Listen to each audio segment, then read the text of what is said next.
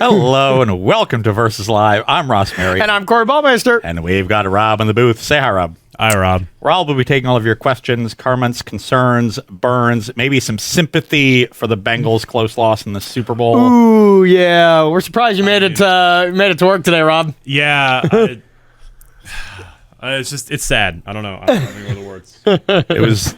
It was sad for everyone except Christopher McCurry. Yeah. He was having a good old time. Oh, yeah. We'll make sure to only bring it up at the start of every round. Okay, Rob? Yeah, I appreciate that. Yeah.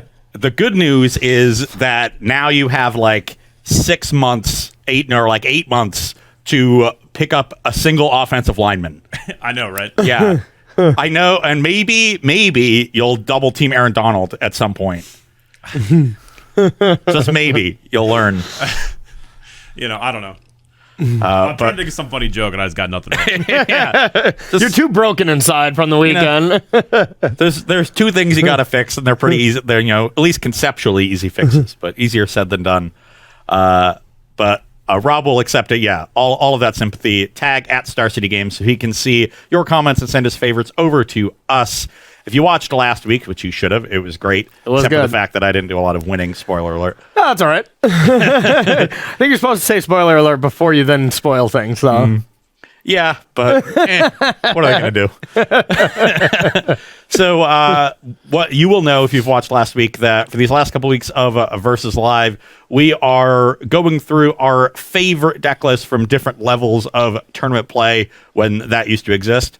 And this week, we're going to explore some of our favorite decks from GP's past, starting with Corey here today. So what do you want first?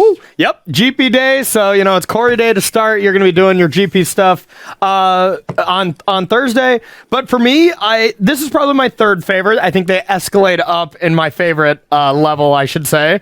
I don't think they escalate linearly, though. I think it's like... and then shoots up for the last one. For power level? No, in your terms of how much you like them. Oh, yeah. It's a very steep uprising, that's for sure. But this deck was really sweet. I didn't even top 8 this tournament. I top 16'd, losing to... not Dan Jessup, the other Jessup. Andrew Jessup. Better Jessup. Yeah, he's insane. The Monarch, right? Yeah. I lost to him to not make top 8. I'm just playing a Demir control deck. Me and Brad built this.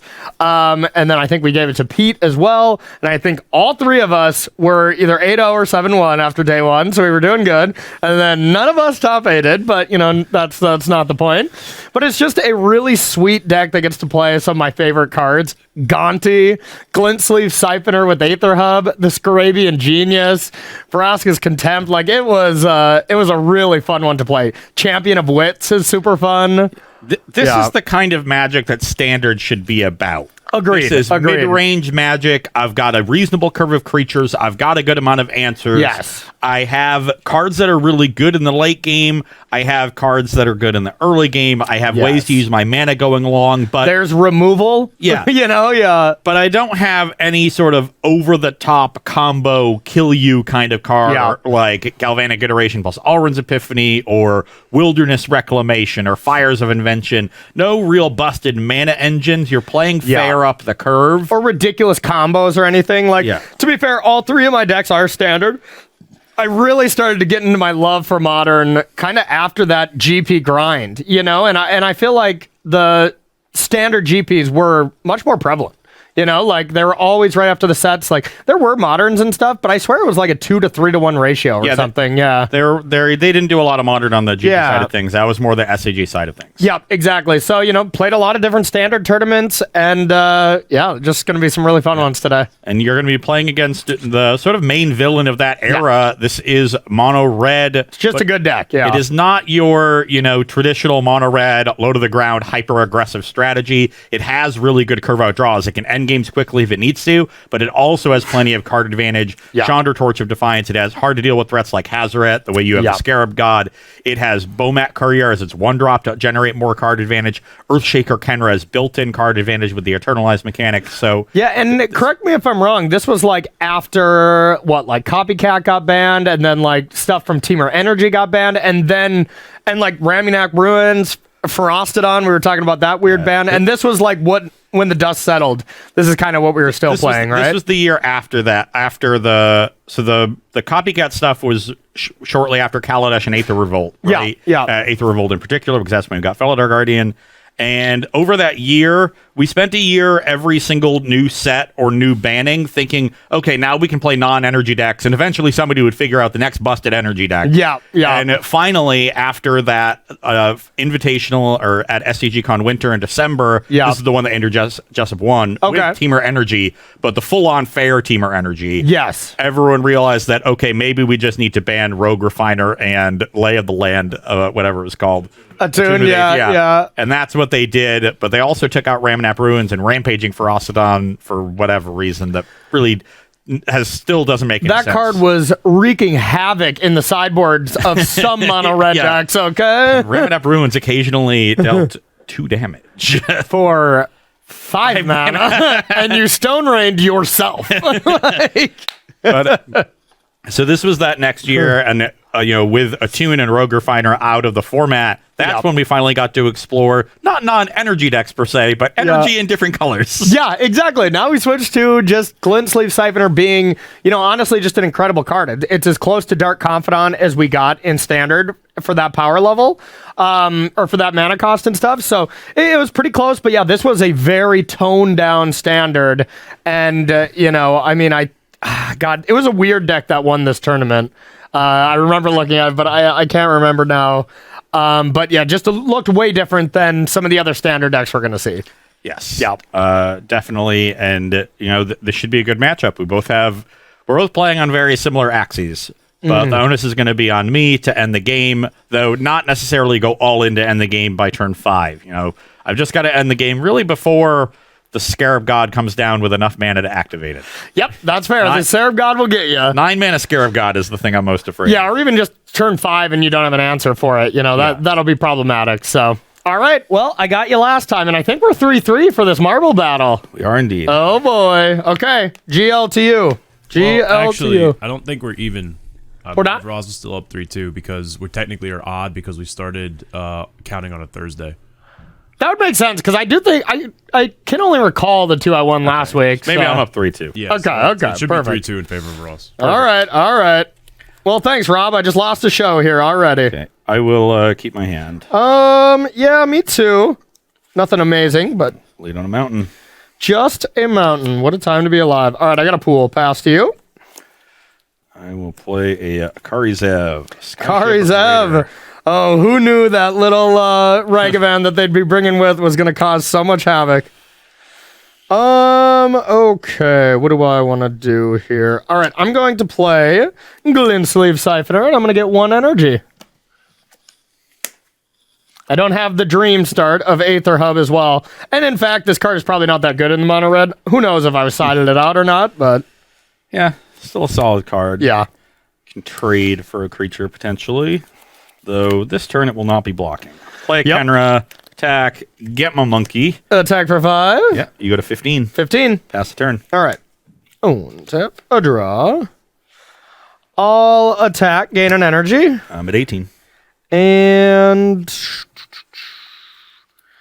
I will play a Gifted Aetherborn. Pass to you. Hold. Well, that's interesting. Interesting. The Aetherborn is very annoying here. Yeah, very good card. This is where I hope you don't have Chandra, but I think those were in the sideboard and for whatever reason here. Aetherborn is very, very annoying.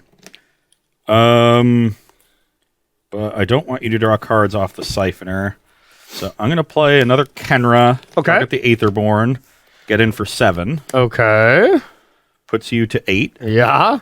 And then I have a Grasping Dunes, which I will use that to kill the creatures? Siphoner. Oh. It's a -1/-1 counter on a creature. Okay. Gotcha. All right. And pass the turn. That's not great for me. I mean, those Aetherborn's holding back these Kenras. Kind of holds back the Karizev too. You just block the Ragavan and gain 1 overall. Yeah. Yeah, and now it's like maybe I'd like to attack, because if you had another Kenra, that's the Punisher case, but I think I'm in a position where I just can't do that. So I'm going to play Old Choops, a 4-mana 2/2 that just destroys a creature. This is when Magic was at its peak performance right here. And when this card got printed, everyone was going nuts over it. I know, yeah. Oh, man. Now if this got printed right now, you would literally laugh. You would literally laugh. I'll take Karizev, and then I'll pass to you. Okay. Defense. You still can't go land Hezret at least, but we're getting close to that territory. I will go land Rekindling Phoenix, though. That's a good one. Hope there's no Vraska's Contempt. A 4-mana removal spell that everyone played 4 of. Yeah, that would have been nice if I had such a thing. I'm going to play a pool of the fetid variety, and I will pass to you. The old stinky pool.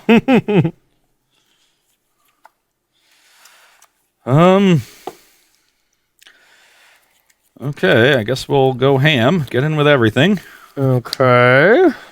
Hope you don't have Embercleave. They didn't print cards that good back then. All right, I guess I'll block. Okay, you take 4, gain 2. Before damage, I'll commit. So it goes 3rd from the top, right? I think it's second. Okay. Yeah. Teferi's 3rd. Second from the top, okay. yep.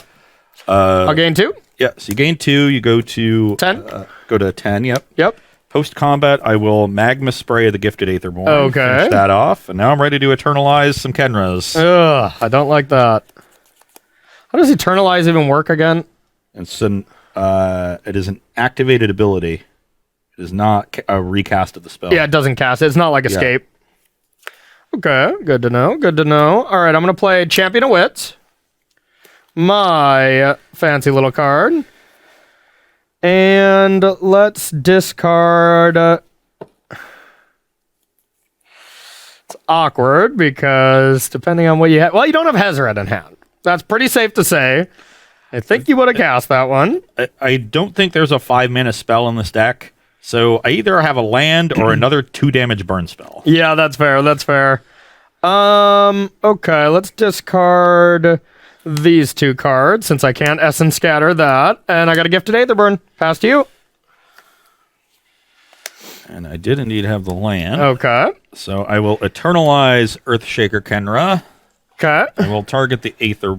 Well, that's actually kind of interesting. Yeah. Do I want Corey to just chump block the champion and Eternalize it next turn when he gets to 7 mana? Or trade. Or just trade? Yeah, I don't know which one I want. I want you to do more. Yeah. But I think I'm blocking regardless. I'll tell you that. I wonder if I'm supposed to just pass and set up for next turn with a double attack. Yeah. Because then your trade isn't quite as good. It's still not bad. Though if I don't attack, you can just memory on your next turn, I guess. Get rid of this Kenra and then hope. I guess then I'm like probably You have killing 7 your things. magic cards. Yeah. Yeah. You probably don't want to do that. Yeah, probably not.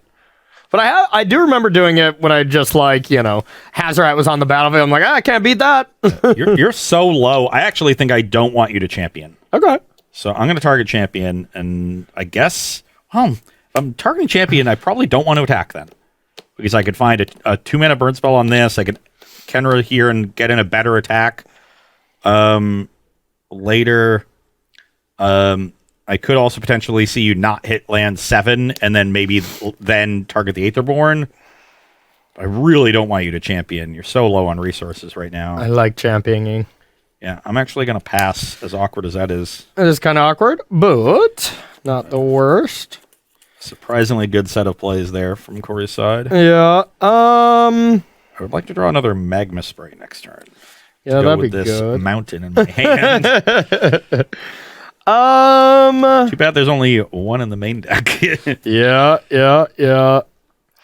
Well, I guess I know what I'm drawing. I'm drawing the Phoenix next turn. oh yeah, that's right. Yeah, that's still pretty good. Yeah, I don't really want you to draw that. Let's go with... I'm going to attack for 2. 16 to 12. Oh, you're at 16? Yeah, I took 2 from the Siphoner. Okay. So you're at 16. Then I'm going to play Chart the Course. 2-mana Divination. Hello, Magic cards. Those are good draws.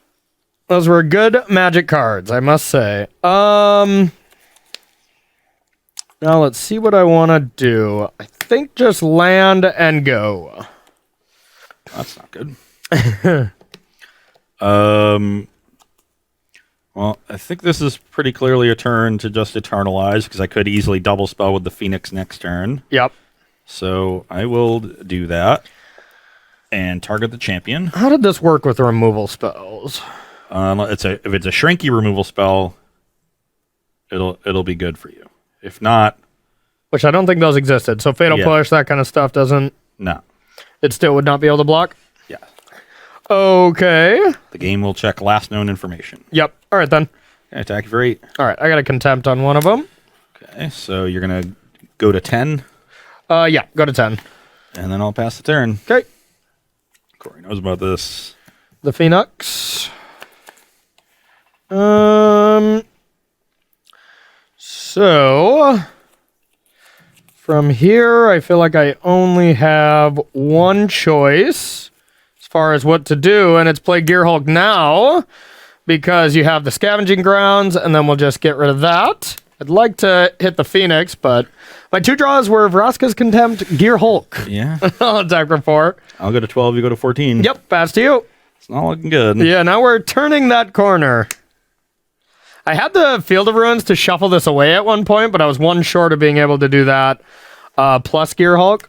But this Play my Phoenix. Phoenix is annoying. I'll pass the turn.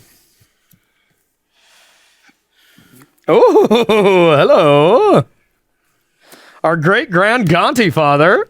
Give me those cards. All right, what is it? 4? I pick 1, right? Okay. Okay. I'll pick this. And what do they do? Go to the bottom? They get exiled, I think. Oh, yeah. Yep. Exiled. And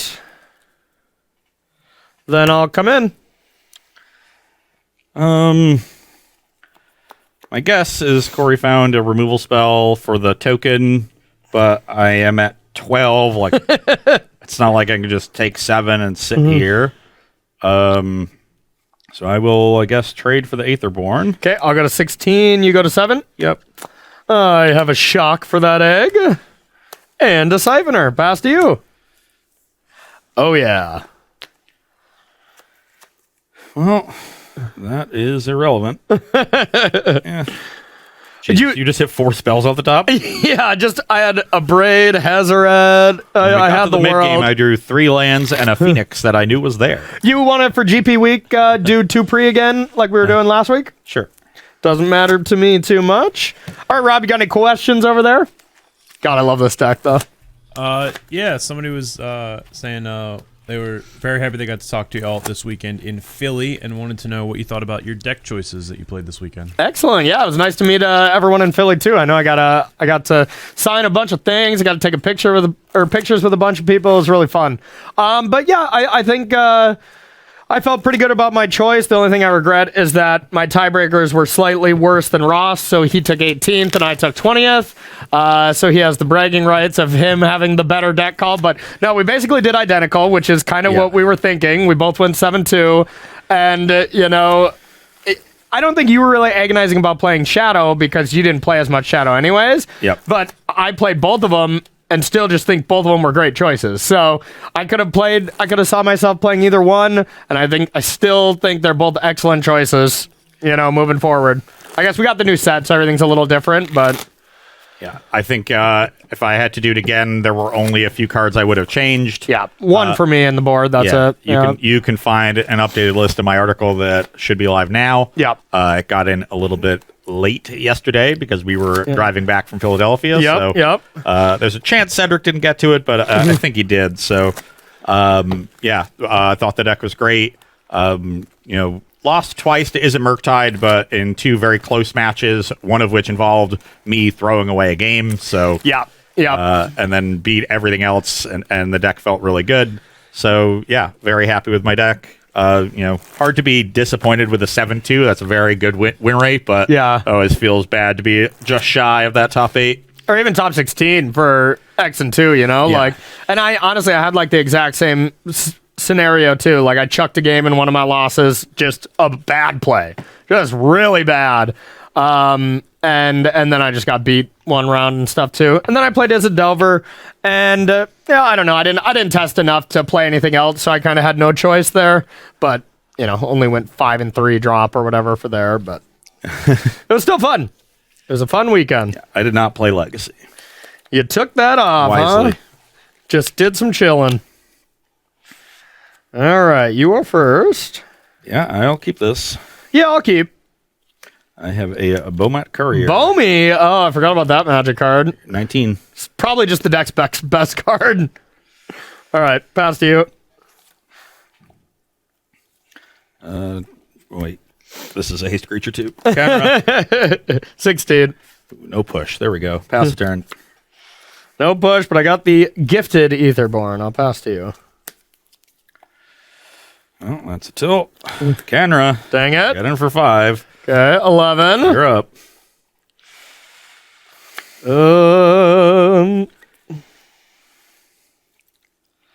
Well, I have a gifted Etherborn, and now I decide if I want to attack or just hold them both back. I think this is a turn to hold back. I'll pass to you. Oh my god.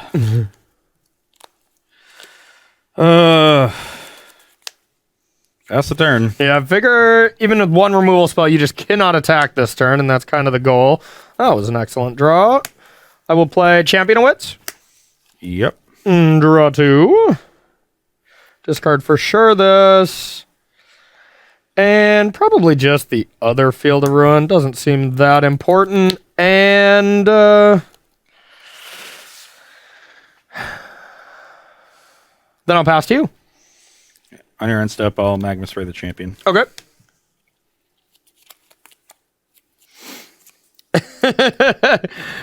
Corey Day is starting off the way I really dream all my best days starting, is Ross getting mana screwed and shaking his head instead of saying, that was a good draw. That's what my dreams are made out of. Shock you. All right. You're at 9. 9, okay. Attack with Beaumont Courier. I'll gain 4. I will sacrifice it before Oh, damage. okay. At least I get to discard a Kenra, so it's kind of like I've netted a card. Yeah, value. And no lands. I will play a land, and I will play a Fanatical Firebrand. Okay. Pass the turn. Alrighty.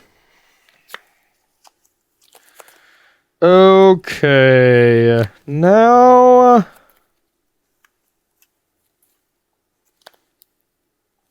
gonna get busy.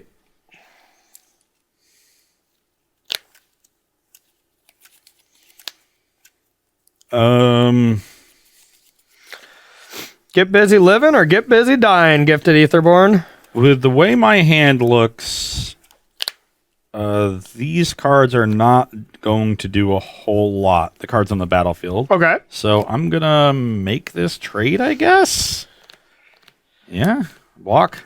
Okay. You gain 2? Yep. Go to You're at 11. 11. And I'll play this and I'll pass to you. Instead, Firebranded down. Lifelink. Gain 2 more. Okay. Lightning strike the other one. Rude. Okay. Attack for 2. I will contempt this. You go to 13. Yep. You're up. All right. I wish I had that Champion of Wits in the graveyard as something big to go towards, but instead I'll play this and I'll pass to you. Land for critical. I'll play a Phoenix. And the critical gear roll. Kabang. You're at 15. Yep. Untap. 5, yeah. 15 all. Pass to you. Got another one? Sure do. God. This deck is nice. Done? Yeah. Okay, I'll attack. I'm at 10. Pass to you.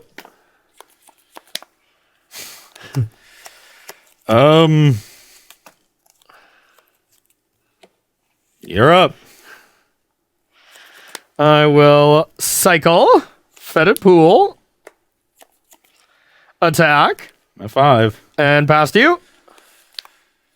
Well, I tried as hard as I could to play around Contempt, but you had 3 of them. I did have 3 of them. Yeah, And, Gearhulk was one hell of 3 a... plus 2 does not add to 6. It sure does not. Mathematics there. Yeah, I kind of forgot. Gearhulk was probably the best card in the format after all this, but was this after this deck? Like, was there even many Gearhulk decks? You know? Or I guess this was around Esper Control time. Like, wasn't Teferi about to be printed? I'm so bad with, like, when, the timelines of, like, when I played this GP and stuff. Because I was like, I've seen some of these similar cards that I remember from, like, playing Esper Control. Because I feel like this was the lead up to red-black mid-range dominance, right? Like, because that was Dominaria when those cards got added, right? When they got Chain Whirler. Chain Whirler, yeah, and that changed the deck from this hyper aggressive thing to a much more mid range deck that just had so much longevity with It was with good Chandra. throughout both eras. Yeah, and it could play fast. Like you could sideboard where you take out Chandras and kind of sideboard into that. And it played Bomat and stuff too, right? So It just didn't play Earthshaker Kenra because of Chain Whirler. was Dominaria was after Rivals of Ixalan, right? I think so. Yeah. So I think this was between Rivals and Dominaria. Okay. That's what it looks like to me because it's post Energy Ban and the Yeah. Ixalan block was after Kaladesh. Yeah. And this was before Teferi, Hero of Dominaria, got printed. Yeah, it would have been like a month or 2. Yeah, exactly. So that's about the time frame. We're piecing it all together. But anyways, Stamir deck's pretty sweet so far. I remember from sideboarding on this GP that I did not bring in many cards against Mono Red because that was our whole plan, is we wanted to be pre-boarded against Mono Red essentially because we expected a lot of that. And I think there was like a Winding Constrictor style aggro deck, like token style. But yeah. Anyways, we're going to take a short break and we'll be right back with sideboarding here on Versus Live. Don't go anywhere. Welcome back to Versus Live, where we are sideboarding in our matchup between Mono Red and Dimir Control. Yeah. On my side of things, slowing down, bringing out a lot of the low impact cards, our 1-mana removal, Fanatical Firebrand, and the Pia Nalar. This is a card that can be good against Control because it makes 2 bodies, but it's a pretty low impact card here because the 2/2 on Pia herself really doesn't get through your creatures at all. So I'm bringing that out as the last one. We've got Chandra, which should be great. Vance's Blasting Cannons, which is very difficult for you to answer. Honestly, like, I'm not even sure I want to transform it. Yeah. Because once I transform it, you have Field of Ruin that can deal with the reverse side. Another Rekindle. I don't even remember what it does. I remember it just like drew you some cards, right? The front side just Chandra's every turn. Yeah. Back side bolts things. Yeah, that's pretty cool. A Braid cool. is an upgraded removal spell because it deals with both Gifted Aetherborn and Torrential Gearhulk. Yeah, that's a good one. And big Walking Ballistas if you keep those in. And then Direful. I don't even know why this is in my deck, to be honest. This is a good Magic card. I mean, yeah, that's Remember fair. that card in Standard? Like, just casting it for like X = 2 was fine. That's true. Yeah. And then you drew it in the late game and it was absurd. Yeah. And just playing Charticores. Like, I have some graveyard synergies. Like, I remember doing some disgusting things where, like, we didn't play many Lilianas at all, but just Charticorsing, discarding Scarab God, and then Liliana negativing it back. It was like, yep, that's the dream. GG. Yeah. So Direful Daredevil should be fine here. You've got some good removal spells for me to exile. The one thing I have to be careful of is not getting Gearhulked with the trigger on the stack. Yeah. So hopefully I avoid that blowout. Why is that such a big blow up? It Snapcaster's your graveyard. Oh, it's my graveyard. Yeah, Okay. if you Gearhulk in response and hit the card that I target, then Yeah. it's bad news bears for me. Yeah, that card's nice. And it was also nice, or it was especially nice with that. Yeah. I remember, just like leaving this in the mirror, and then that immediately happened. Like they attacked with the 1-drop, and then like played that and charted. I'm like, oh, dang. I was getting people in Pioneer with this card in red decks. I like attacked my Bomat Courier into a Kalidas. Or I played Direful Daredevil, targeted their Fatal Push, then attacked Bomat Courier, sacrificed it to draw a bunch of cards, gave them a zombie, but then pushed the Kalidas. Yeah. And I had, 2/1 first strike against their zombies, so the zombie didn't matter. I drew a bunch of cards. It was sweet. I like it. Okay, so from my end, just taking out the charter courses on the draw, as well as the 1 Supreme Will. They're just a little bit slower. Yeah, that'd be a nice one. And then I'm taking out the Ballistas. Maybe this is something we left in, but it felt kind of odd to me anyways. A couple of Moment of Cravings to just, stop the bleeding. Golden Demise, if you do go wide, I think this is worse with how you're configuring your deck now. And then a One of Confiscation Coup, mostly for Hazaret.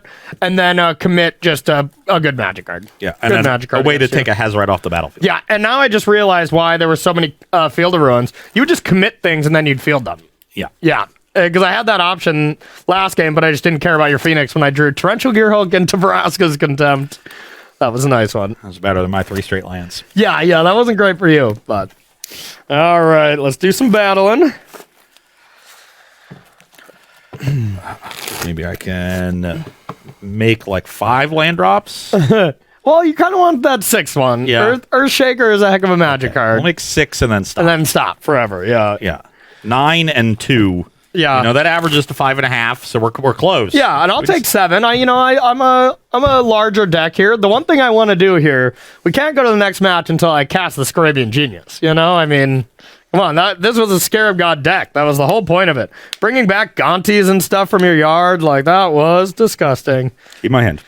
Well, it's pretty iffy, and we need a very obvious card in the next 2, but I'm in. Okay. Bomi. Baumeister! 19. Came to hang. All right. That was the worst possible. Pass to you. Get in. You're 18. Grasping Dunes, Karizev. The Ev. Okay. Uh-oh.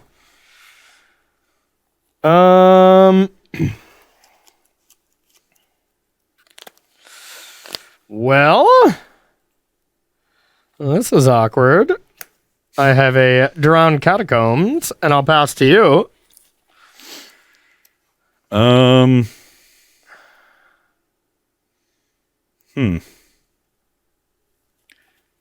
Interesting spot here. I think with how awkward your hand has been, I'm going to just try to pressure you and play this Kenra. Beginning of combat, I'm going to do something. Okay. But I don't know if the Bomat or the Karizev is more threatening. So I am concerned here, but with how much pressure you have... Oh, it's so brutal. So I don't have a very clean answer to the other one anytime super soon. So it's sacrificing damage for just you refilling your hand. And like right now, you're not going to pop Bomi, so this is the one moment where I'll have a chance to deal with it. Then I'm taking 5. I'm going to hit Bomat. Okay. Get in there, get my monkey. Yep. You're 13. I think it's a doomed either way type of scenario. It's either I, end up dying faster or you just draw 6 cards and like who knows what's better. But I drew the land I needed or the game ended. So I have that and a champion. And I'll discard Gaunty and Essence Scatter and I'll pass to you. Trust me, I think you're still all right here. I think you're going to be doing just fine. Yeah, I'll attack the Karizev. All right. Yeah, I'll take 3 down to 10. Pass the turn. Okay, now you're going to be doing less fine, but I'll pass to you. Oh, chat brings up a good point, Ross. Aren't you supposed to get a treasure in the top card of Corey's library now? Treasure? Oh, Ragavan. Yeah. Wow, how sick would Karizev be? Beginning combat. Yep. Let's commit Karizev. So second from the top. Yep. Okay. I will play Mountain, play Chandra, make 2 red, play Karizev. Okay. Pass the turn. Gross.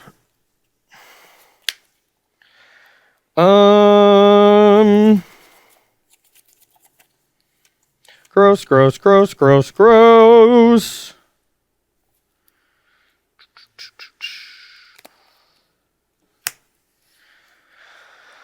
A couple decisions, none of which are super great for me. But I think it's probably just this. 2, 3, 4, 5.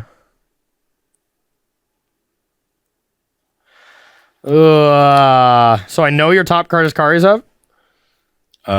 2. No, it's 2 from the bot. Oh, it's 2 You from just the bottom. committed after my draws. Okay.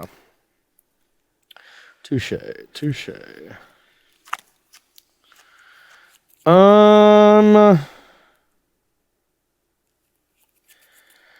All my plays are viable here. Probably these front 2 the most.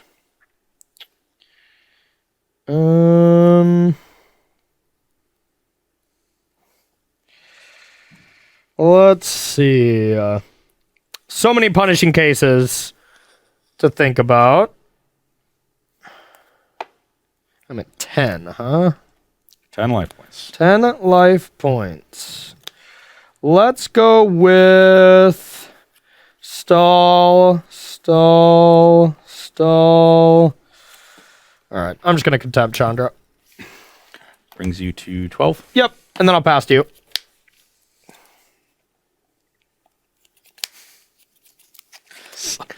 Karzev? Yeah, attack Karzev. Okay, I will go to 9. Play a Phoenix. Okay, You're up. that's pretty good.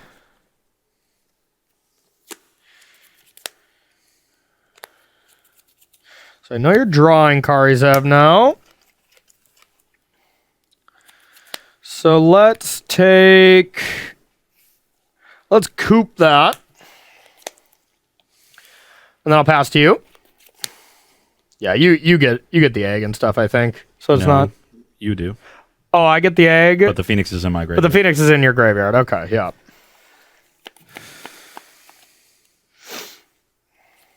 Karzev. Hazard up. Okay. You're up. Okay. That was a good drop.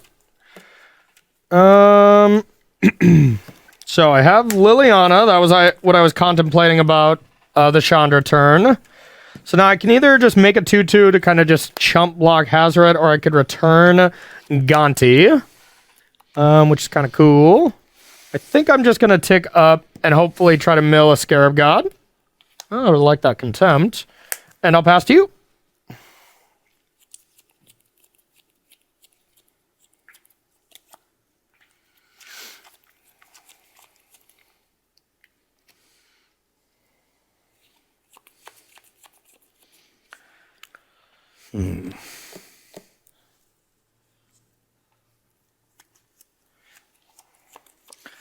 Very awkward.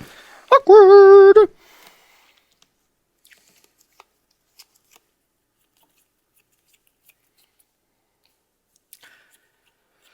Yeah, I'm surprised we didn't play more of this. I'm sure this was the kind of thing I'm like, Brad, I want to play 3. And he's like, dude, it costs 5 mana. We do not want to play 3 of this card. I'm like, fine. I just picture that's the conversation we had at some point.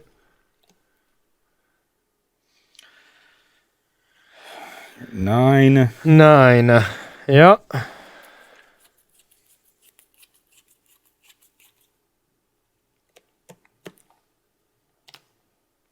Yeah, I guess milling a Gear Hulk is probably ideal. That's what I want to do. Return Gear Hulk, contempt Hazoret.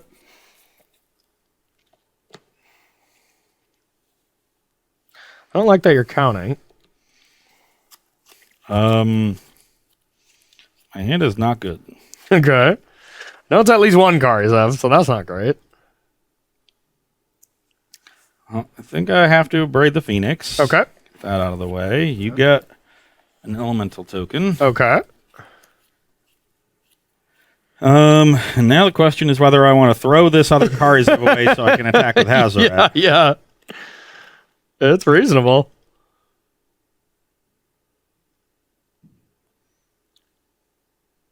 Yeah, but then you also have to think, yeah, because I'm at 6. 6 mana. Yeah. I mean, I'm going to have to attack into that thing Eventually, yeah. eventually. So that's just going to happen. Mm-hmm. But do I want to say just attack with these at the Liliana or play a Karzev and get in with all of them? If I play the Karzev, what do your blocks look like against this? They probably go like chump block here. That is Menace. And yeah, that is Menace. So like First Strike and Menace was a really big pain. Then you just don't even trade for the Karizev. Liliana goes to 3, which is not a big deal. Back. Well, I can't bring Gonti back then. Well, you can. You just lose the Lily. Yeah, but that's silly. Yeah. Maybe you trade for the Ragavan token just so you can activate Liliana next turn. You have that option. That's fine. Yep. And then you just get back Gonti and rebuy Champion probably. And I'm basically just all in on Hazoret. And if that's the case, then I should probably go all in quickly. So I'll play the Karizev. Beginning combat. Obviously. Well, I'm dead. I'll block the egg and I'll block with this. Done. I don't have the land though, if that makes you feel better. Okay, I don't have the land. I mean, we knew it was on top. Yeah. Also, I knew you didn't have the land. You were talking about how you didn't have land drops. Oh, okay. And yet somehow you made 7 in a row to start the game. I'll draw 4. And I'll discard champion and land. And then I'm going to bring back Gonti Father. And let's take a peek at your cards. Yeah, I'll take this. And I'll pass to you.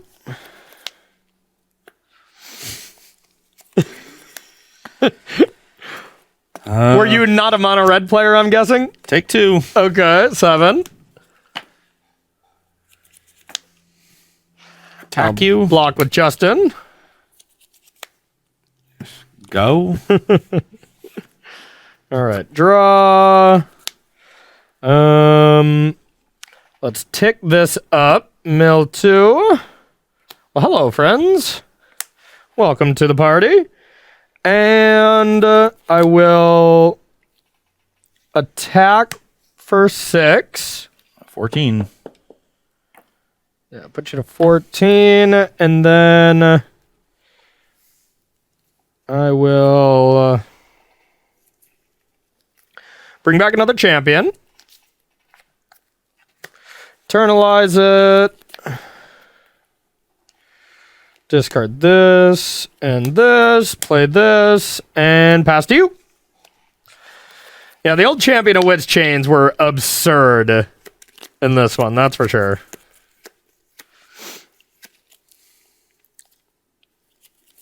Okay, I'm dead. All right. Here's a lightning strike. Of course, he's just going to bring back Scarab God next turn, and Yeah. at that point, I can't possibly win. Yeah, it's you. I'd get to bring back Scarab God with Lily and then bring back Gear Hoping and Contempt. Yeah. Obviously, Beaumat hit 2 lands on his first 2 triggers. Well, I still haven't cast Scarab God. Do you want to play one more pity game? Oh, yeah, we got time. All right. My curve in this configuration is clearly way too high. Yeah, I think so. Just a little bit too big. When you're on the play, I think especially, you just would rather be a Chandra Hazoret deck. Just kind of jam. To be a Chandra Hazoret deck all the time. Yeah, maybe Phoenix just isn't good enough. It really can screw me up, though. Like, I have to have it, but I just have 7 4-mana answers to deal with it. All right, Rob, you got any questions? Anybody loving this nostalgia? It might only be me loving name it. a more iconic duo than Ross and his lands causing him issues, but Yeah, exactly. That sounds about A right. couple Magma Sprays just to answer these champions cleanly. Yeah. And these Pias. And I mean, still Siphoner. Siphoner is still something that, especially when I'm on the play, is a lot better. But all right, let us battle. What did you play around this time? I didn't play a lot of Standard, I can tell you that. You didn't go on many of these GPs? No. Okay. tour time was all modern, basically, wasn't it? Yeah, he basically only played Standard for Invitationals. Yeah, and that's the thing is I always looked from the SCG tour and I watched coverage all the time whenever I was home, just sighing. I'm like, it just wasn't financially feasible for me to go from North Dakota to the East Coast. So, but the GPs were a little bit better. I mean, I guess I was still flying to them, but I was just trying to get pro points and stuff. So I was pretty much focused, and I was just not a modern player at the time. I didn't even play it at this time, actually. Not even just only played one deck and was bad at it. I just never played. I would play the pro tours that they made us play modern, and I would not like it. But modern was very different then, and now it's a format I actively love. I did play Mono Red at the Summer SCG Con Invitational. Okay. And I was 4-1 and lost the last 3 rounds to miss day 2. I think it's one of like 2 invitationals where I've missed day 2. Okay. I had a lot of games like the first 3 that you saw where Yeah. I made 9 land drops or 2. Yeah, okay. Have you considered evening them out a little bit? Apparently not. I'm going to keep. Honestly, if I only saw these 3 cards, if we're looking at my hand, I would have kept. This was my dream start, and I loved it. I probably gave that away what's in my hand, but... I'm guessing Aether Hub and Glint Sleeve Siphoner. Well, that's only 2 cards. And a second land. That makes black mana. That guy's good. Probably Swamp Fatal Push. Yeah, I mean, that'd be only fair, right? No, it's maybe if I didn't have Fatal Push in my hand, it's right there. You know, we're going to draw that one. Yeah, I would hate to get that one to rest. Yeah, and I remember, I did not have a particularly great record against red, but I think Jessup just also outplayed me in this matchup. Sounds about right. Yep. I think this was just his list that I just copied, but... Yeah, I'm gonna put that one back. Alrighty. Mountain Go. Mountain Goats. All right, I have a Drowned Catacombs, and I'll pass. I have an attack for 2. Okay, 18. I have Aether Hub and a Glint Sleeve Siphoner for 2 energy. Pass to you. Lightning Strike your Siphoner, attack you for 2. 16. You're up. Alrighty. What a surprise. I kept a 2-lander. It didn't hit land 3. How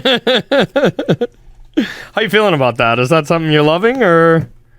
All right, I'm going to play a Glint Sleeve Siphoner, and I'm going to play Catacombs, and I'll pass to you. Strike your Aetherborn, attack for 2. 14. You're up. All right. I will Gonti you. Give me some cards. Gonti was so fun. Just being able to have random stuff to play, you know? Don't forget, I think those cards go on the bottom of the library too. No. Is that what it is? Thought they stayed. Exile. No, they do go on the bottom. Okay, that makes more sense. Just a face down exile pile just is always kind of bad. Braid your Gonti, attack for 2. All right, 12. You're up. This is getting to be rude. I agree. All right, I got a champion. Draw 2. Field and Aether Hub.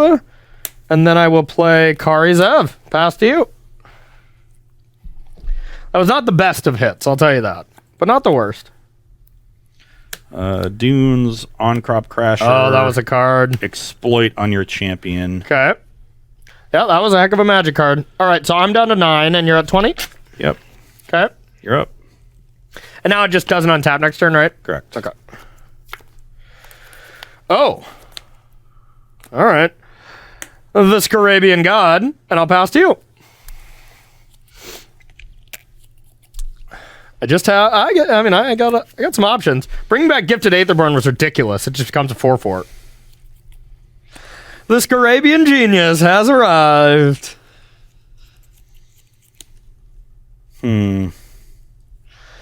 Oh, friend, I've missed you. How you been? You see play any more these days? No? Oh, sorry about that. Oh, the Scarab God. Just wreaking havocs and cubes now, and... Ooh, I forgot. Now that I'm on Commander Versus, I could play a Scarabian God deck, couldn't I? Get those gears turning, huh? Oh, yeah. Get those Gear Hulks turning.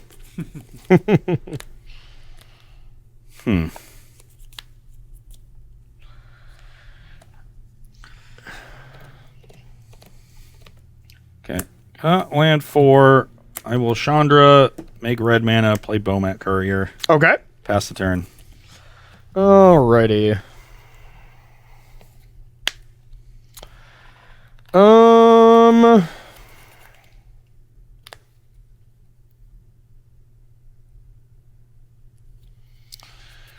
Okay.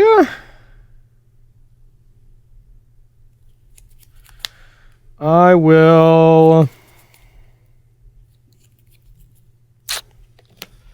Could attack everything at Chandra, and then you'd have to double chump, essentially. Doesn't feel great.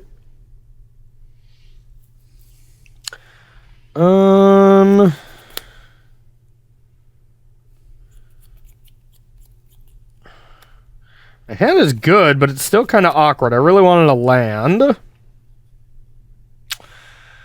Let's see. I wouldn't know what that's like. Yeah. Oh, poor Ross. Let's see. I could just slow this game down and play defense here. That kind of seems like the best. Ashcrop Crasher can do some damage, but can't do an amazing amount of damage, so I'll just Contempt Chandra. I'll go to 11 and I'll pass to you.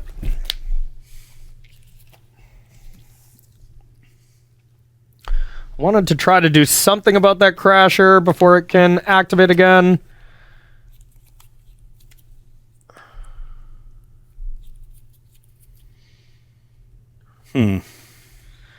Crasher was like the low-key kind of scariest card out of this deck.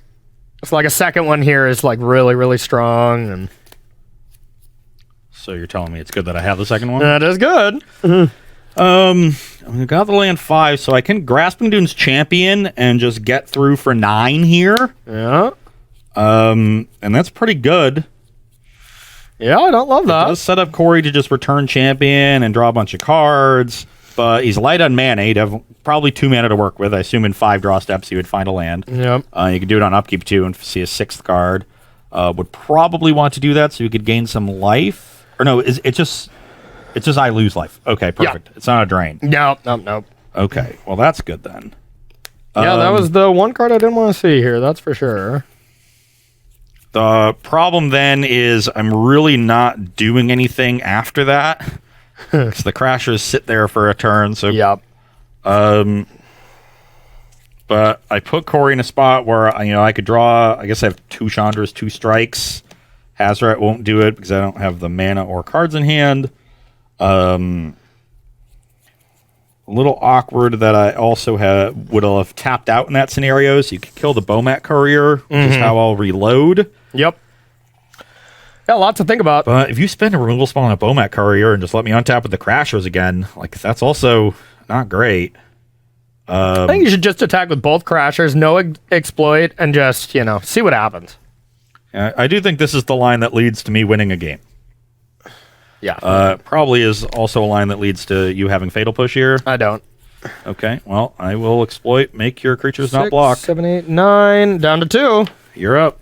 All right, now I have the choice. I really want to land, and I have a great play if I get a land. So I could bring back Gifted Aetherborn, and then I get a Scry out of it. And then I feel pretty decent about the game. But if I brick, if I brick on the land, I think I still just have to do that play anyways. So, all right, I'm going to bring back Gifted Aetherborn. On the upkeep, so now you have a zombie, so I'm going to lose 1, go to 19. Yep. Scry, right? Yeah. Okay, it was a tap land. Uh-oh.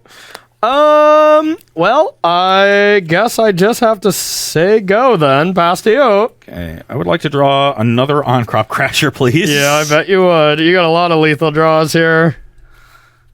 Let's draw.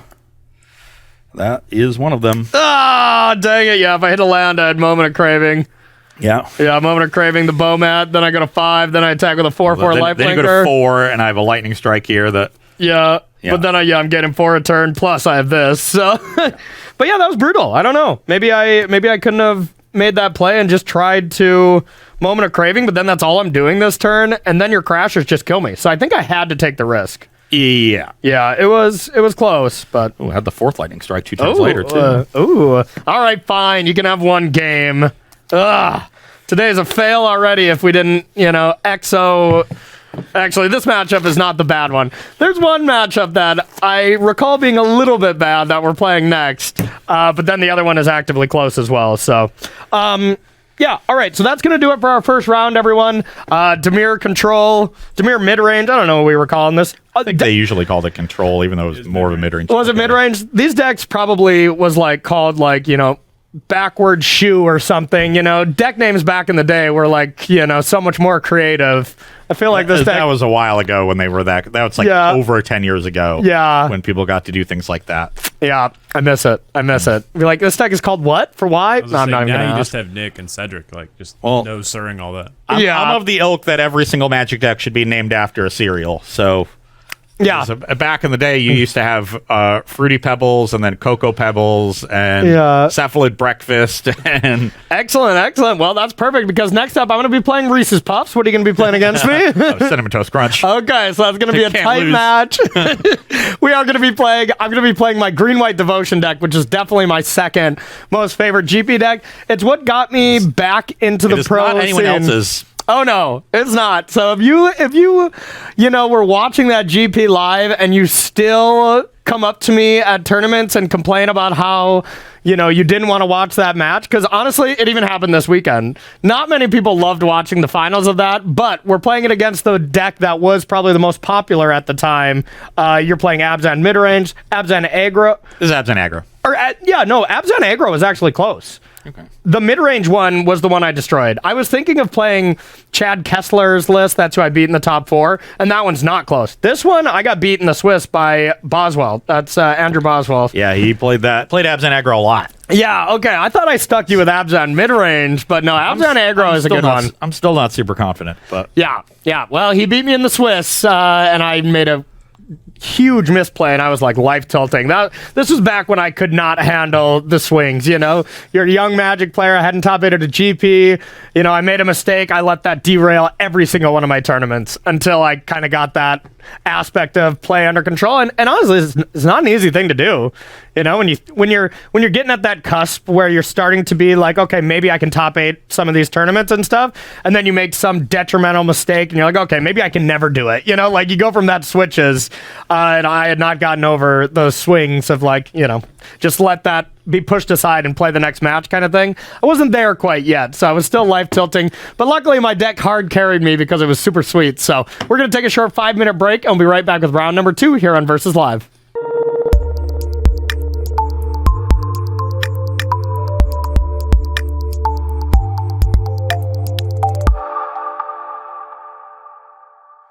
All right, everybody, welcome back to Versus Live. My name is Corey Baumeister. I'm Ross Merriam. And we got Rob in the booth say the Bengals are still going to do good next year, Rob. The Bengals are still going to do next year. I'm here. We're frazzling with any Bengals I don't know if you're familiar with the Bengals, but that is not a guarantee. That is not a guarantee. Yeah, that's fair. I want to see Joe Burrow get Andrew Luck, Yeah, okay, that's fair. Rob will be taking all your questions. Maybe get him an offensive lineman, and it won't happen. Yeah, I know. Maybe keep him upright. Yeah, because Rob's in charge of that. Literally every draft pick. Yeah. Rob's in charge of that. Rob will be in charge of getting all the questions over here, as well as getting the Cincinnati Bengals an offensive line. So he's got a lot to do right now. He'll be in the war room for draft day. Yeah, I believe If it. they pay me like a GM, I'd take the job. Yeah. Well, you'd leave all this behind? Come on, man. This is a life of luxury. I love y'all, but yeah. Okay, that's fair. So today we are playing a little bit of our flashbacks, or we're doing this for our final 3 weeks of Versus Live. This is number 4. We got 4 left. 4 shows left of Versus Live. This whole week we're doing GPs. GPs, PTQs if you wanted. I know you didn't play as many GPs because you were dominating the SCG tour. You kind of have to pick and choose there. So I sort of did both for a couple years there. I played a lot of Magic tournaments. Yeah. To 2015, which was this year. Yeah. This is the first year that I really tried to do both, and it was a lot. Yeah. Oh, yeah. Yeah, in 2015, for me, I was going to school, I was a youngster. I was not really playing any Magic. Brad flew me out to this GP at GP Miami because he just won the Players' Championship like the week before. So he was, just balling out of control, feeling on top of the world. And he's like, all right, well, I just want to fly you out to one. I know you're not playing, but whatever, I'll get you a deck list. And if you do bad, who cares? And we so happened to, play in the tournament in the winning in. I get into the top 8, and then I queue for the next Pro Tour. And I wasn't fully back because this got me to the Pro Tour where we tested together in a complete madhouse. We were testing with Chris Fennell, Austin Bursavage, Ari Lax, Gabe Carlton Barnes. GCV. Matt McCullough. Brad BBD. Brad BBD, Seth Manfield. Yep. It was a large team, a very talented team. Yeah. And it was that was one of the nicer testing houses I've been in we my life. were in a mansion in the hills of Wisconsin. It was like a very nice, gigantic hunting lodge. Yeah. With like 9 bedrooms. And I remember this is where like me and Seth became like besties. I got to tell one last story and we'll get to this match here. We ended up playing a Become Immense Teamer Battle Rage deck. At least me and Seth did. I know the whole team kind of went separate ways, but our deck ended up being awesome. Like I went 8-2. I should have did better, but I bombed limited as I usually do. And like me and Seth would just be like looking at our hands and we just have like, 30 some damage on like turn 3 and we're just thinking like, we could play that. And he was like, yeah, that's a good one. Be like, could just play land creature. And by the end, people were starting to catch on and they're like, I swear to God, you guys, if you are doing this. And then I'm like, oh, how about we just deal 36 damage? And then we're like, yeah! And then we'd run around the table and everyone's just like, God, I hate you two so much right now. And then by like day 2, someone was like, show me your hand and if you kill me, just say we're dead, and we're like, okay, fine, you're dead. Like, okay. I'm the reason that deck came together, right? Was it? Yeah. It wasn't performing particularly well, and I told Jerry, who was also on the team, to put Den Protector in it. Yeah. Oh, you were the Den Protector guy? Because Den Protector changed the game. Yeah. Because it made the card was unblockable. You just played on the front half. And it was also a way for you to like get an extra land in the late game if you needed to rebuy a combo piece. Like it did everything for the deck. Yeah. And I knew this because I had built a much worse version of a landfall deck in week 1 when I was just brewing decks. Yeah. For a random SCG, and I put Den Protector in the deck, and it was the best card in the entire list. Yep. And I looked, and Jerry told me y'all were playing a landfall, aggro deck with Become Immense Teamer Battle Rage. That seems cool. Let me look at it. And he told me some of the issues he had. I was like, yeah, add Den Protector. It's the perfect card. Yeah, and it was. And it really was. That was a good one. It was a fun tournament. But anyways, what got me to that Pro Tour was this green-white Devotion deck. It was the deck of the tournament by far. Like, it was a dominant force. I think Sam Black was the original architect of the deck. And then Sam Black's buddy, Daniel something, ended up beating me in the finals. And it was the mirror match, the second longest mirror match of all time in GP finals history, and I got 2-0'd. Just think about that. The second longest of all time, and I got 2-0'd very quickly. It was absurd, but I did not get 2-0'd very quickly. Well, you got 2-0'd very slowly. Exactly, but I mean, I could never win from like the very beginning. Okay, so this hand. Does that mean we're going to be here until like 9 o'clock tonight? Yes, probably. Buckle up. They played the mirror. The mirror was the match that went. Yeah, this one was definitely not long. Like you attack. I'm an aggro deck. I'm trying to kill him. This is the aggressive Abzan deck. You could tell the aggro versions because they had Rakshasa Death Dealer and Warden the First Tree. Yes. And those were the cards that the mid-range deck didn't play. They usually played Fleeceman Lion. Sometimes they didn't even do that, and they went really big. Yeah. But generally, the bigger the Abzan deck was, the worse it was against Devotion. That's true. Devotion just went bigger than anything Abzan could do. But this deck could get under me, and I lost to this. Andrew Boswell plays that, and I lost. And I feel like this is probably a hand I'm not supposed to keep, but I'm going to try it.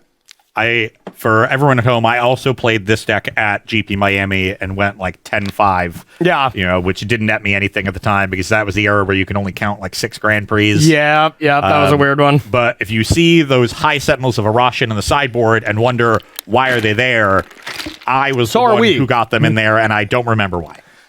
Thanks for adding that. Very valuable. But I remember being worried that we wouldn't be able to buy them on site, but I just had like 6 of them on me in a random box. Yeah, and we were talking in the break. We're like, why on earth did we play this horrible Magic card? We do not remember. I remember it was not good. Okay, let's battle. Okay, I will start with the Warden of the First Tree. Okay. Yep, that's a good one. I'll start with the Temple. That is a good Magic card. It's a little slow. And with it being a little slow, I think I'm going to put it on the bottom. So my hand's already kind of slow. Yeah, we weren't arguing about cards having too much text back in the day, but this one had a lot of text. I'll take one to activate. It's a 3/3? Yeah, it's a 3/3. So I'm at 19, you're at 17. Okay. Ooh, that was a good draw. Yeah, I think that's better than playing my other cards. So yeah, I'll play Sylvan Caryatid. Pass to you. That was a good Magic card. Attack for 3. Yep, 14. Sandstep Citadel, pass. Okay. All right, so I will now play the Pelucranos. Pass to you. I gotta read this one again. I know it was good, but I forget. Comes monstrous, deals X damage. And then more creatures. Oh, so this would only deal 1 if I paid this, or I could have it deal 2. Yeah, all right, I got it. And then it gets a counter as well. Honestly, y'all, I know y'all looking like this was your deck, don't you remember? It's kind of sad how, like, once a format is out of my brain, it's just, it's out of there. Once it's out of, right in front of me, I'm like, okay, let's focus on the next standard now. But, yeah, I need a refresher on most of the deck I played. Not the next one I'm playing, I'll tell you that. That's for sure. I'll take 1 and play Rhino. Rhino! So I'm going to go to 18, then up to 21. You'll go to 11? Yep. Pass the turn. Yeah, you're at 21. Okay. Okay. Well, don't really have a great turn here. Just going to play some kitties. Some kitty cats, and I'll play this temple to scry. This one is probably worth it. Okay, pass to you. This becomes like a lifelinker. Second mode makes it a trampler and lifelinker. Okay. Third mode puts 5 counters on it. Okay. And they cost 4 and 6, respectively. Okay. Ooh.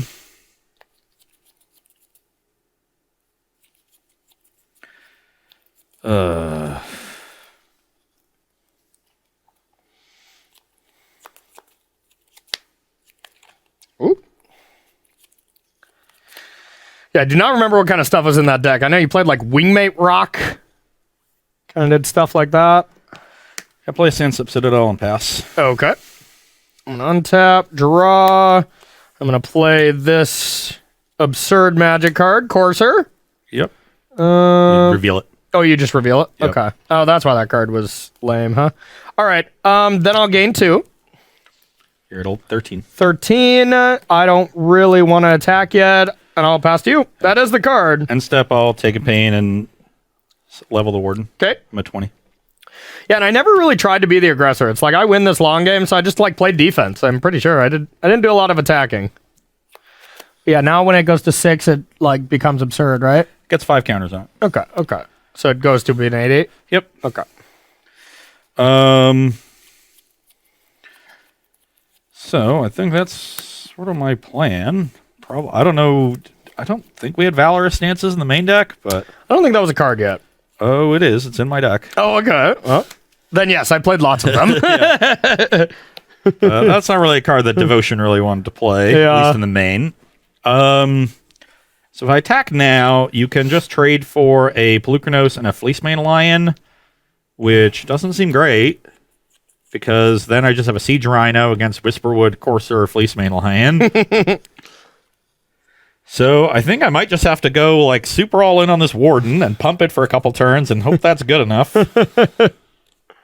But it does not seem like it's going to be good enough. But none of the other cards in my hand are good enough either. Okay. Needed to draw some removal this game after a hand with an okay curve, and I did not do that. But I guess I will do it now. Yeah, I was going to say, otherwise I could probably get you with this, so that's a good call. So this is a couple counters on it. I take 1 to do that, go to 19. Okay, and I remember and I'll pass the turn. my huge detriment was against this card, and it was I didn't factor in the 1/1, and I counted the, okay, it's a 3/3, or, you know, like the counters, and I like missed something by 1, and there's like, okay, move to damage, and then it's like, all right, that's dead, and it's like, no, it's actually this one. And I was like, oh no, I was on camera too. It was my first very big blunder. Oh, hello. I kind of don't want that to be manifested, huh? Got something else you want to play? No. Yeah, that's kind of brutal. 'Cause that is like the card, right? I guess it just finds this, so it's kind of the same. Yeah, I don't think this deck had like Hornet Queen, like some of the previous Green Devotion lists used to play. Yeah. That could go over the top.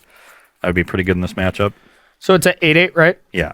Okay. So the most Devotion lists were either Gruul or Golgari before this. The Gruul list played Xenagos, like the old list, you know, when Burning Tree was legal. Yep. And some more Planeswalkers. And then the Golgari list, which I actually innovated for release weekend, or it was second second week after release, were constellation themed with I'm gonna actually Idle bottom Blossoms this. and Doomic Giant. Yeah, that's fair. I'm gonna gain 1 and bottom that. Well, it has to be real, yeah. Okay. So you're at 14. Or, well, yeah, 14. Yep. And I can't really attack, so yeah, I'll just manifest this. We only have like 6 counters here. We have random odd number ones here. Ugh. Okay, that's good. That's the one I needed, right? Yeah. Controls turn face up. You gain 1 life for each creature you control. Yep. Okay. Okay, so now I can attack with a 13-13. 8, 9, 10, 11, 12, 13. Yeah, so I would just trade for Pelucranos and 2 lions, Yeah. and you could even sack Whisperwording at 3 manifests if you wanted to, but you probably don't even want to. That has another ability, doesn't it? Yeah. I like how Corey doesn't remember what any of the cards do. I'll start with a Temple, Silence, and I'll Scry. That does not seem good. Okay.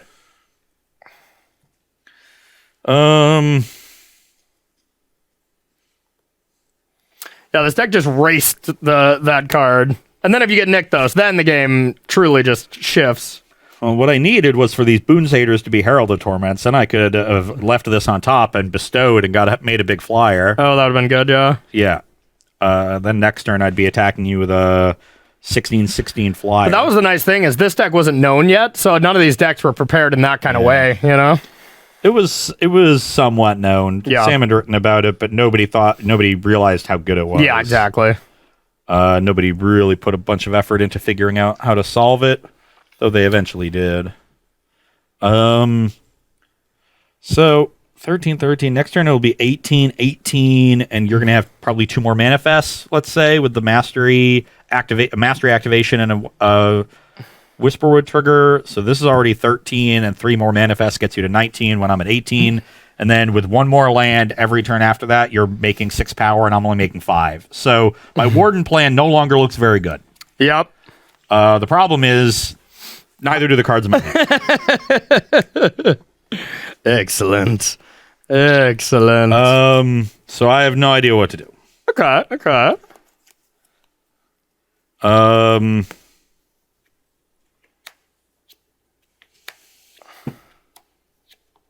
Am I supposed to just try to keep wardening, eventually find an answer to the Pelucranos, and then have a reasonable attack?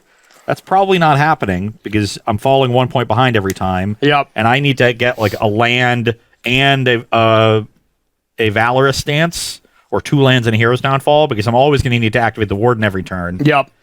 Just to keep up. Don't think I've ever put this many counters on a Warden and not immediately won the game. Yeah. Yeah, Green-White Devotion was a heck of a deck. So do I just want to make the trade now? Honestly, I don't even think you would trade the Courser. I think you would trade the Manifest. Yeah, for sure. And 10. then you'd just have Courser Whispered Mastery going, and like I'm never beating that. I guess then I could like find a removal spell for something. I don't even know which one. Like Mastery Courser is great, so I've got to do this, but the Whispered's messed up too. But I just don't see. I remember a lot of people gave me that exact look during this GP. Okay, I'll attack. Yeah, I'll make the block right. It's going to be, how big is it going to be again? 10, 13? It's currently an 8-8. 8, 9, 10, 11, 12, 13. Yeah, okay, I'll block. Okay, yeah. They're all So dead. I'm going to take 1, then gain 13. Okay. So go to 18, then go to 31. Yep. Oh, yeah, that lifelink. That's right. Pass the turn. Okay. I'll draw this. Gain a life. 15. Dang it. I wanted that Nykthos. Okay, then I will play Master of the Unseen. Probably don't want to tap the Pelucranos. Yeah, good call.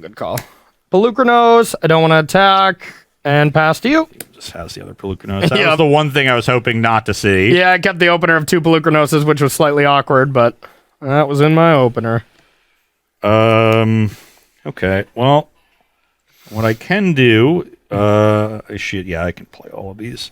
So we got, but I'm going to have to take 3 to do it, but that's fine, because this is all colored mana. So Yeah. I'll Hey! play Anafenza, double Rakshasa. 28, okay. 28, pass the turn. All right, upkeep, I'm going to manifest. So I don't want to draw that card. And I could flip it up. So I know this is a Nykthos. This is a Raging Satyr. You know, if you know him, should we do this? That's probably confusing. No, yeah, that's fine, because it's still manifested if this is on top. That way you know. That was really the annoying thing. So, I could manifest this as well. It's not the biggest. I guess I'll just draw it. Gain 1. You got a 15. You got a 16. Yeah, 16. Okay, so I guess what I can make 4, 5, 6, 7 mana. 7, 8. So I can just 8. So I could do this for 4 if I wanted. Is Anafenza even that big of a deal? Creature. No, not really, huh? Okay. I'll pass to you. End step, you meant. Oh yeah, that's right. And it's revealed. Yep. Now reveal again. That's my hope. If a core can accumulate enough GRVs, they'll get match locked out of this. Yes. That's a good way to win.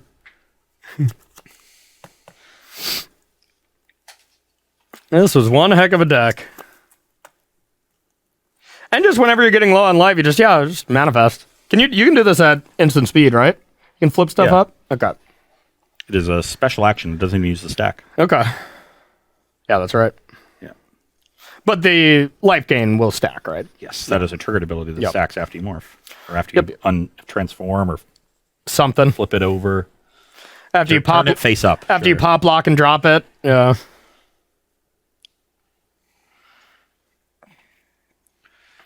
Wait, would this have not summoning sickness then? If it's been in play, it will not. Oh my god. That is correct. No, I guess I did play that last turn. Yes. I'll play a Fleece Mane Lion and pass. All right, I will get 8 mana, I believe. 6, 7. 7 green. 7 green, 2 white, manifest twice. I'll take a pain. 1, 2 coursers. I'll go to 14. 15. You're at 16.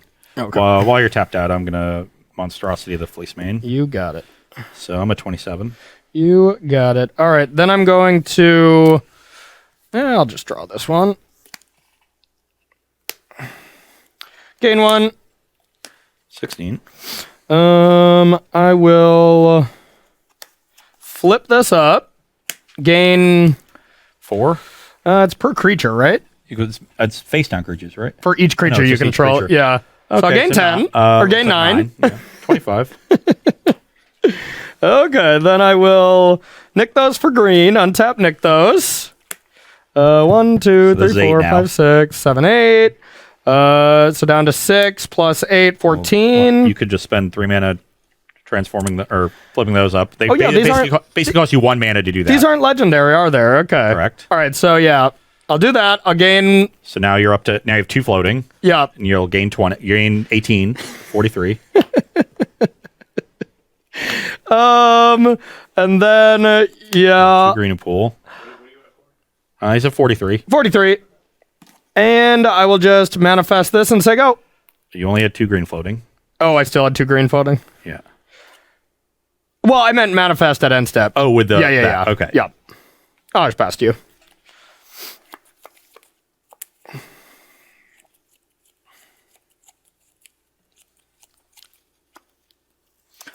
Okay, I'm dead. Okay.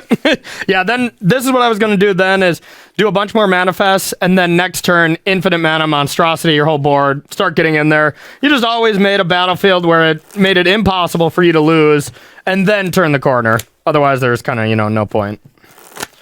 All right. Not bad.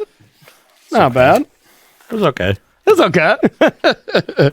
I wonder if that was even a keep, though. Like, it was 2 Fleece Mane Lion, 2 Pelucranos, 3 land. Like, that doesn't feel like the type of draw. Obviously, Llanowar Elf was, like, the card you wanted the most, and there was only 4 of at this point. We didn't... It's just Elvish Mystic, right? That seems like a fine draw. Yeah. Sylvan Caryatid was a good one. It's just mine is just... Yeah, Sylvan Caryatid was insane. And it's just my deck doesn't mid-range as well as yours. Your creatures are just a little better. Anafenza trumping Fleece Mane Lion, whatever, but then once I get to the point, where I have Manifest, Mastery, Unseen, and all that stuff, then I have the huge advantage, that's for sure. All right.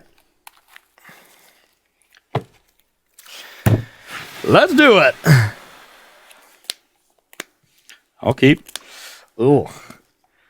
This hand is, that's got to be a mulligan. That one doesn't seem good. Yeah, that one's slow as molasses. Yeah. All right, Rob, you got any questions at all while I shuffle up here? Okay. Fair enough. All right. Down to 6. Yeah, we should be playing with old mulligan rules, I guess, huh? You can. Not for you. You're not No. in? Okay, I will put this land on the bottom, and let's do it. Temple of Malady. Oh, yeah. Bottom that. Okay, I also have a temple, and I'll top that.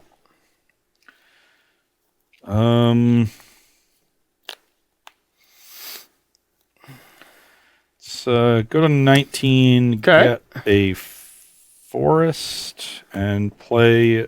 Oh, no. Get a plains. I'm going to need plains for this. Yeah, that'd be a tough fleece main line. Was Dramoka's command not around yet? No. Okay. All right, I got a fleece main lion. Got printed about 2 months after this tournament. Okay. So I was like, seems like it'd be perfect for your deck. It was. But that was in Dragons of Tarkir, Gotcha. which also brought us Dragon Lord of Tarka. Ooh, other hits like Dragon Lord Atarka. Yeah, then green-red devotion became a big thing after this, right? Yeah. This deck really wasn't around for very much longer. No. Like, decks just found ways to beat it. It was just the perfect deck for the tournament. And honestly, I kind of think, besides my last deck, that's how all my winning decks were. Like, they were just not very good decks. And they were just really good for the tournament, you know?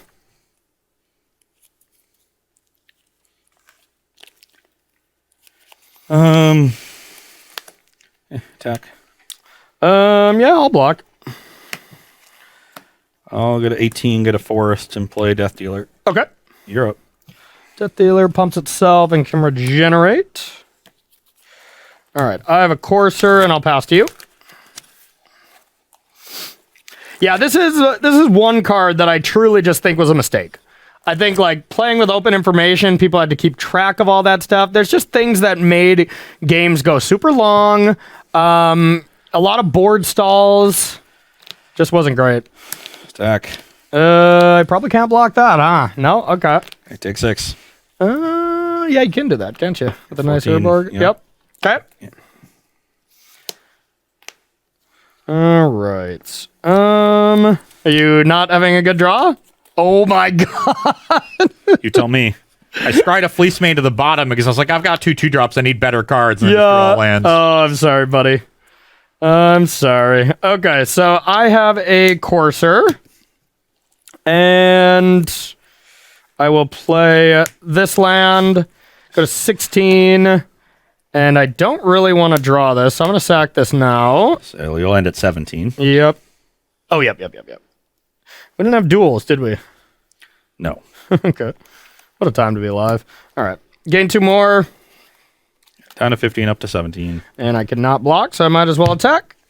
Okay. I'm at 16. Okay. Pass to you.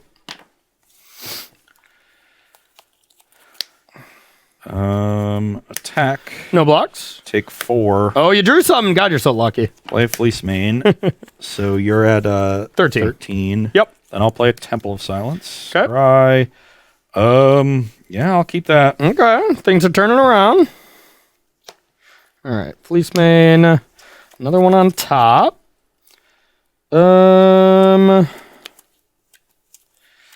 So play Nykthos, gain 2, go to 15.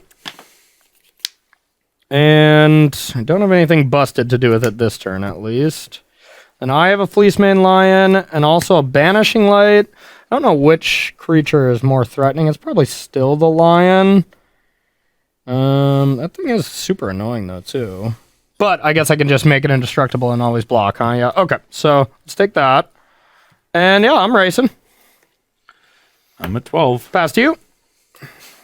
Somehow behind. 'Behind" in the race. 'Kay. I'll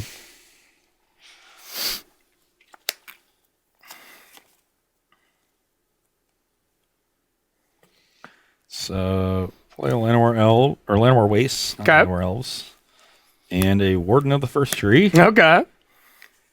Not bad. and I'll pass the turn. Uh-oh. I don't know. Once again on a Warden plan. Yeah, I don't have the go big plan so far. I will gain 2. 17. That's pretty good. Okay. So yeah, you can make Warden a 3/3, and that can regenerate as well, huh? Yep. All right, so you do kind of have these creatures locked down in a way, which is unfortunate. So one good thing about the Absent Aggro deck is you had plenty of ways to use your mana. Yeah. When I looked at 5 lands, 2/2 drops, it was a snap keep. Yeah. Oh yeah. All right, I will just play that, and I'll pass to you. On your end step, Yep. level 1. Can't do anything else. I will play a Windswept Heath Okay. and pass the turn. All right, end step. I will try to monstrous this. Yep. So you can use the 2 forests and to nick those, make 6 green, then make white with Temple. Exactly. Float 2 green, monstrous. Mana burn for 2, please. Exactly. Yeah, that was a thing. All right. 19. 19. Hello, Balukranos, our friend. Okay, so let's go with Nykthos for 4, 5, 6. I'll play this. And 1 floating. Monster this up. Yep. And I can get in there now if I wanted. Right? Yeah, I'll attack with these 2. I'll go to 4. You can block and regen, right? I'm aware. Uh-oh. Okay. All right. I'll move to my end step. No. That makes sense. All right. So before the trigger, right? Yeah, in your second main. Okay. You're tapped out. I so- will sacrifice it. Yep. And then I do want to level the Warden, which Okay. is why I didn't do anything with the Death Dealer. Okay. Okay.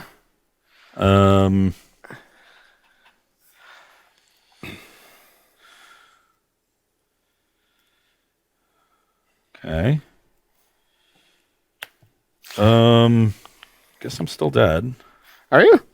I was like, can't you lifelink? But I guess it's only 8. Yeah. I can't attack. Oh, okay.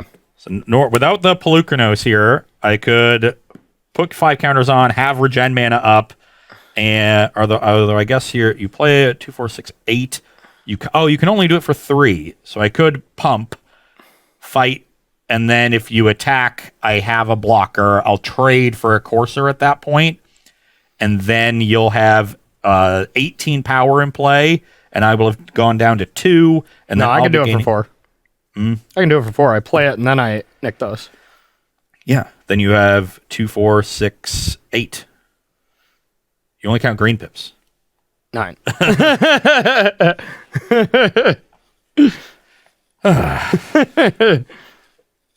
But I've got to get this thing up this turn. Yeah. So it's just, activate and pass Okay. with green black up. I have Urborg, so I can tap the fetch chat. Don't bring that up, please. Yeah, tell him. Okay, that's not good. But yeah, I'll go like this. Yeah, it's definitely going to be a board stall here. Now my Warden is pretty good. Yeah, now your Warden is actually very That's why good. getting Whisperwood off was more important than dealing with Pelucranos. Yeah, okay, I'll pass to you. Yeah, you might win this one. So as soon as you untap, you can do it for 10. That's 9, 13, so you can do it for 6. X equals 6, but this is an 8/8. Yep. Yeah. So I guess I will activate. Pass. Okay. All right. Tempo gain 2. I'll leave that here. So I go to 21. Yep. 21 to 4. I'll play Llanowar. And I'll pass to you. I guess I can't attack. And it doesn't fly, so I automatically will always have 8 to block it. But Yeah. Oh, that's a good one. Uh-oh. Not good enough. Yeah, it's literally one short. Okay. Of killing me? No, of just being able to attack. Oh, okay.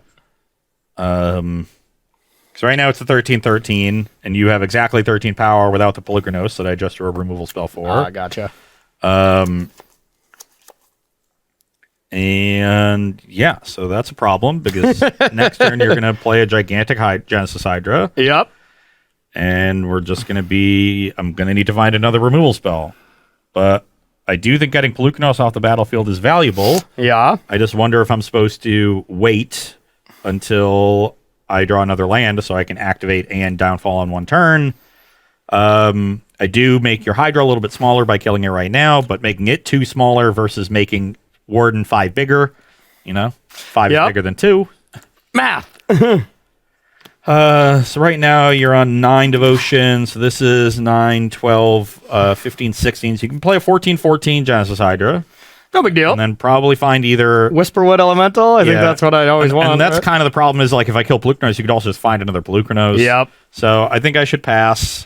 So I could try to, like, activate it now and try to kill it. I don't know if that's... I have enough mana to regen and activate exactly, this, yeah. So I don't that think doesn't it's really do worth much it. of anything for Okay, you. untap, drop. Yep. Hello. A bunch of green. It's not... 5, 6, 7, 8, 9. Play Nykthos, gain 2. 23.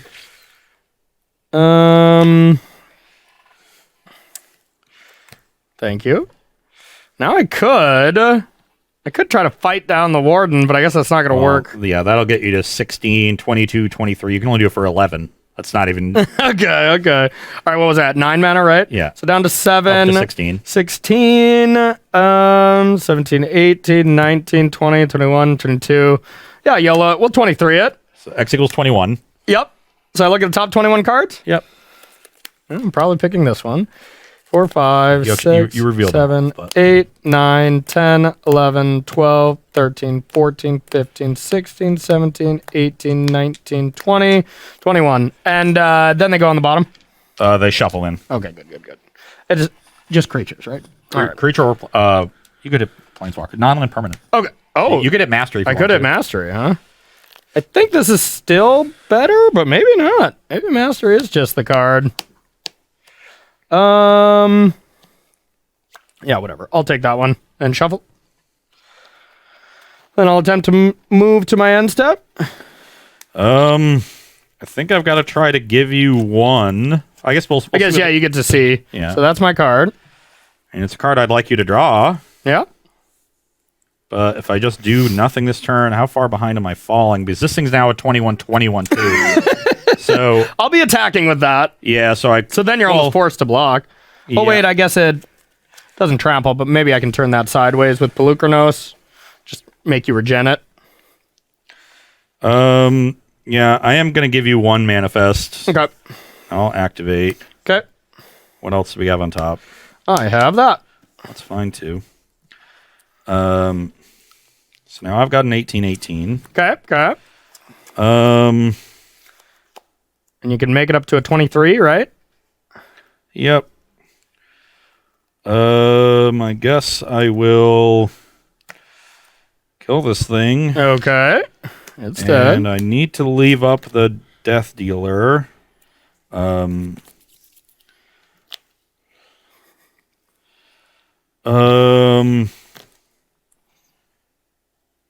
just awkward because my other creatures aren't good.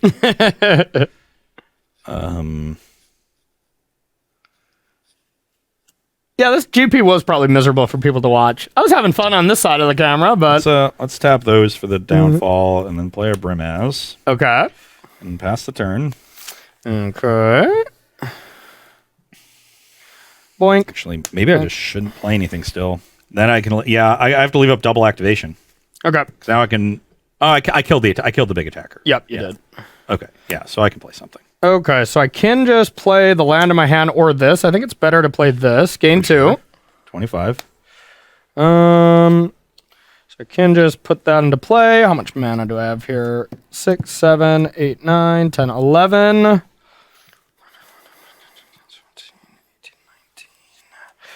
Okay, 19 mana. I can deal 9 to something. That's less than 18. Yeah.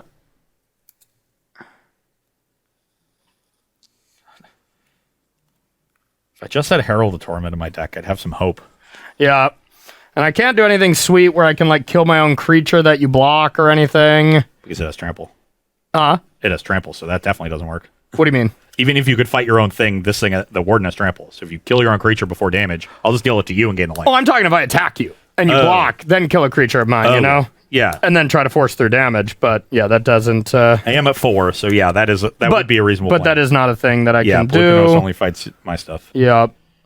Like I could go to just fight these, and you go to regenerate, and then I attack with everything. What is this, 16? 18. 18, okay. So this is 4, 8, 12, 18, 19. Lame. Okay, well, in that case, I will just manifest and say go. Okay. That's a good draw. Okay. That is a good draw. I will... so I've got 8 mana here. You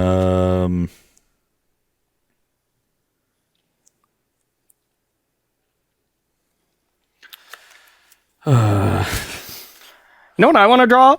Another Banishing Light.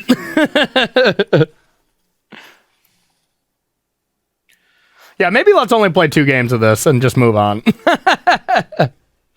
I will play a Fleecemane Lion. Okay. And I'll pass the turn. All right, end step, I'll crack this. So you're going to go to 26. Yep. All right. And... you want to cut? Nope. Okay. I Reveal. will. Yep. I'm going to draw. Now I want to cut. I was like, what? Okay. There's Pelucranos. I'm going to play Whisperwood Elemental, and then I'll pass the turn. I have another removal spell, but now I have to find another one. Yeah. Yeah, but before you go to the end step. All right, so I'll sacrifice it, and I will also, I guess in response, I'll nick those. So I get 2, 3, 4, 5, 6, 7, 8, 9, 10, 11, 12, 13. So that's 6, 3, 4, 5, 6, 7, 8, 9, 7. I only have for 7, but that's enough. I'll go 4 and 3. So yeah, so I got 7 counters on this, and then this manifests. Hello! We're gonna be heading to the 3rd match here. Yeah, this deck was completely obscene. It was completely obscene. Didn't you have like wingmate rocks and stuff in there too, or? Sometimes they played Wingmate Rock, sometimes they didn't. I think Yeah. this was an era where they didn't because they weren't worried about devotion. Or flying. Like they just Yeah. didn't need to fly. They just beat through all the other like green-red aggro decks or something. Okay. Yeah. We can do a quick sideboard. You want to do a sideboard? Yeah. Let's You just want to do it live? Okay. Do we really want to play another one? Because we can just go to the last one. Because the last one's super fun. I'll concede quickly. Don't worry. Okay. I'm going to bring in every single card in my deck that can possibly remove a creature from the battlefield. Okay. Except Fair. for Drown in Sorrow. That one doesn't. I'm going to bring in actually do High anything Sentinels relevant. of Arasha. Oh, okay. Yeah, those were the magic cards, huh? That's probably all I brought in this. You get to play Confowlers. More removal in your sideboard than I do. Yeah. Yeah. What? How did you lose to Boswell again? It was because I made a gigantic block when he attacked, and I did the math wrong by 1. I just counted the counters. I didn't count the base. Yeah. So I like blocked, and it had 15 counters on it. So I blocked for like 16, and I just got decimated because I was very stupid. And that's So we how I played the lost. exact same game that we just played, but you just punted it. I just punted. Yeah. Okay. There was no way around it. I just Okay. straight punted. All of these creatures are very bad and don't attack through Pelucranos. So Yeah. I don't know what I'm supposed to be siding out, to be honest. So I'm kind of picking cards at I random. can tell you it's not Sylvan Carry added. Yeah. What did we take out? One mastery seems fine. Like a Voyaging Satyr seems fine to trim. That was the worst mana creature. Except it was so good with Nykthos. Then I guess you still can't deal with Banishing Light, so I just want more removal, right? Yep. Maybe a Fleece Mane Lion? That seems about right. Sure. All right, good. I do want to play one more game. I thoroughly enjoyed this deck. Oh, yeah. Yeah, I mean, to be fair, it's been a while. What, this has been 7 years? It's a long time. And all these cards became completely unplayable after this. I'd never played with a single one of these cards. I never cast a Pelucranos or a Whisperwood Elemental after this. I mean, Devotion was still good through... Yeah. Just turned to green-red. Just Atarkas and stuff, right? Yep. Alrighty, let's battle. Well, I know what's happening in this game. Why? It'll be over quickly. I kept a 2-lander, so I can't hit land 3. Oh, of course. Pass to you. Okay, well, I lied. 19. Death Dealer. Of course, Corey has Elvish Mystics, so the game's already over. Exactly, yep. I'll get a Plains and I'll pass to you. Just Mox Emeralds. You had to pay for it, so it's a little worse than Mox. No, and relative to the rest of Standard, it was just Mox Emerald. Yeah, it really was. There wasn't a lot of removal and stuff. Attack with Death Dealer. Yep, no blocks. 18. 17, you fetched. That I did. 17. Pass the turn. Okay. On your draw step, I'll downfall the Courser. Downfall I'll the take 1 for that, Courser, so I'm at 18. Okay, pretty good play. But I will Valorous Stance it. Then I'll play land, gain a life. To 18. And attack for 3. 15. Past you.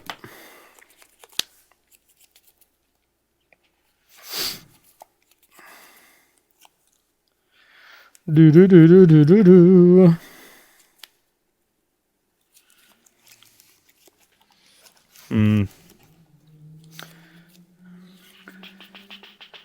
4 cards in hand? 4 cards. I believe you know none of them.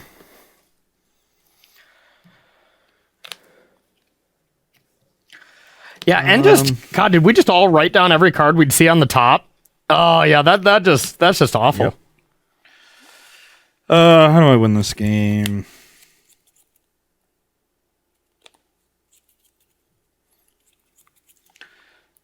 Guess I will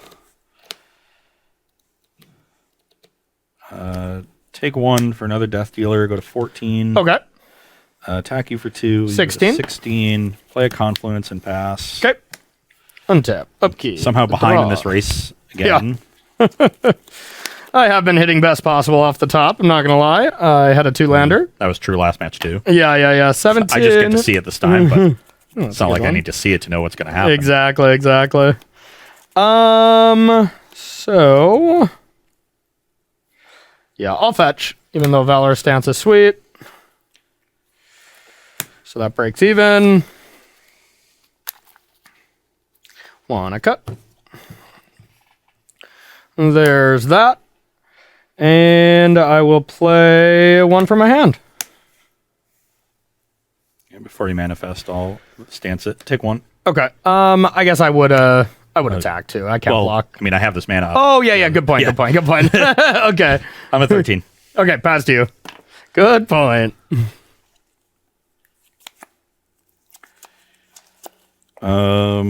God, that's sick that you got to look at Courser for Genesis Hydra too. Attack. No blocks. You can do it twice, right? I'm If you going wanted to do to. it once. So I'll go to 11.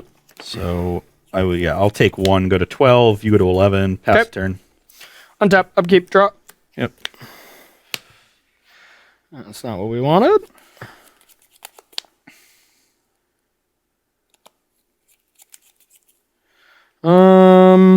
But I think I would rather do this. I have a vibe that my Whisperwood would die, so I'm just going to play a Fleece Mane Lion. Yep. And then I'm going to nick those for 4 and just play a Genesis Hydra for 2. I'm just going to try to go wide a little bit here since I know I'm going to be hitting. And then this shuffles in, right? Yep. Okay. And then maybe I hit a land since I did not have one. When I was playing the Golgari Devotion deck, it was 2 weeks into Theros Standard. Okay. So people were playing weird aggro decks. No, you're good. There was a lot of mono red that day, and I was playing against mono red. I was very behind. It was game 1, and I just played I drew a bunch of Genesis Hydras and just played 1 for 1 because I needed a blocker. And I'm like, if I hit an elf, I might be able to come back in this game. Just flipped elf off the top, came back in 1. Yeah, that's a sick little combo there. I kind of forgot about that one. All right, and then I'll pass to you.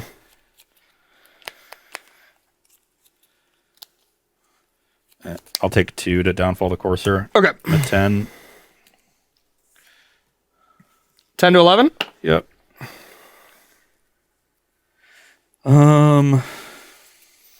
So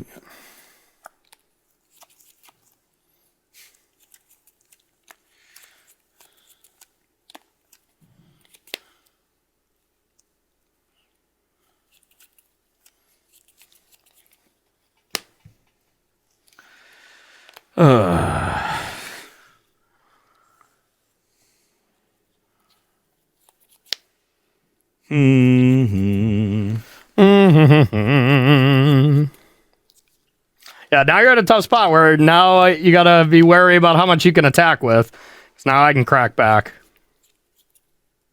And yeah, you did have the downfall, which was pretty obvious.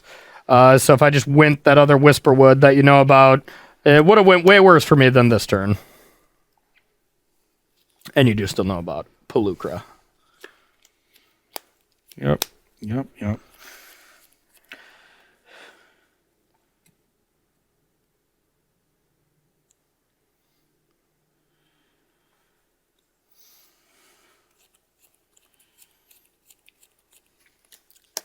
I will Thoughtseize you. We'll be back in 5 minutes with your third match. See you soon.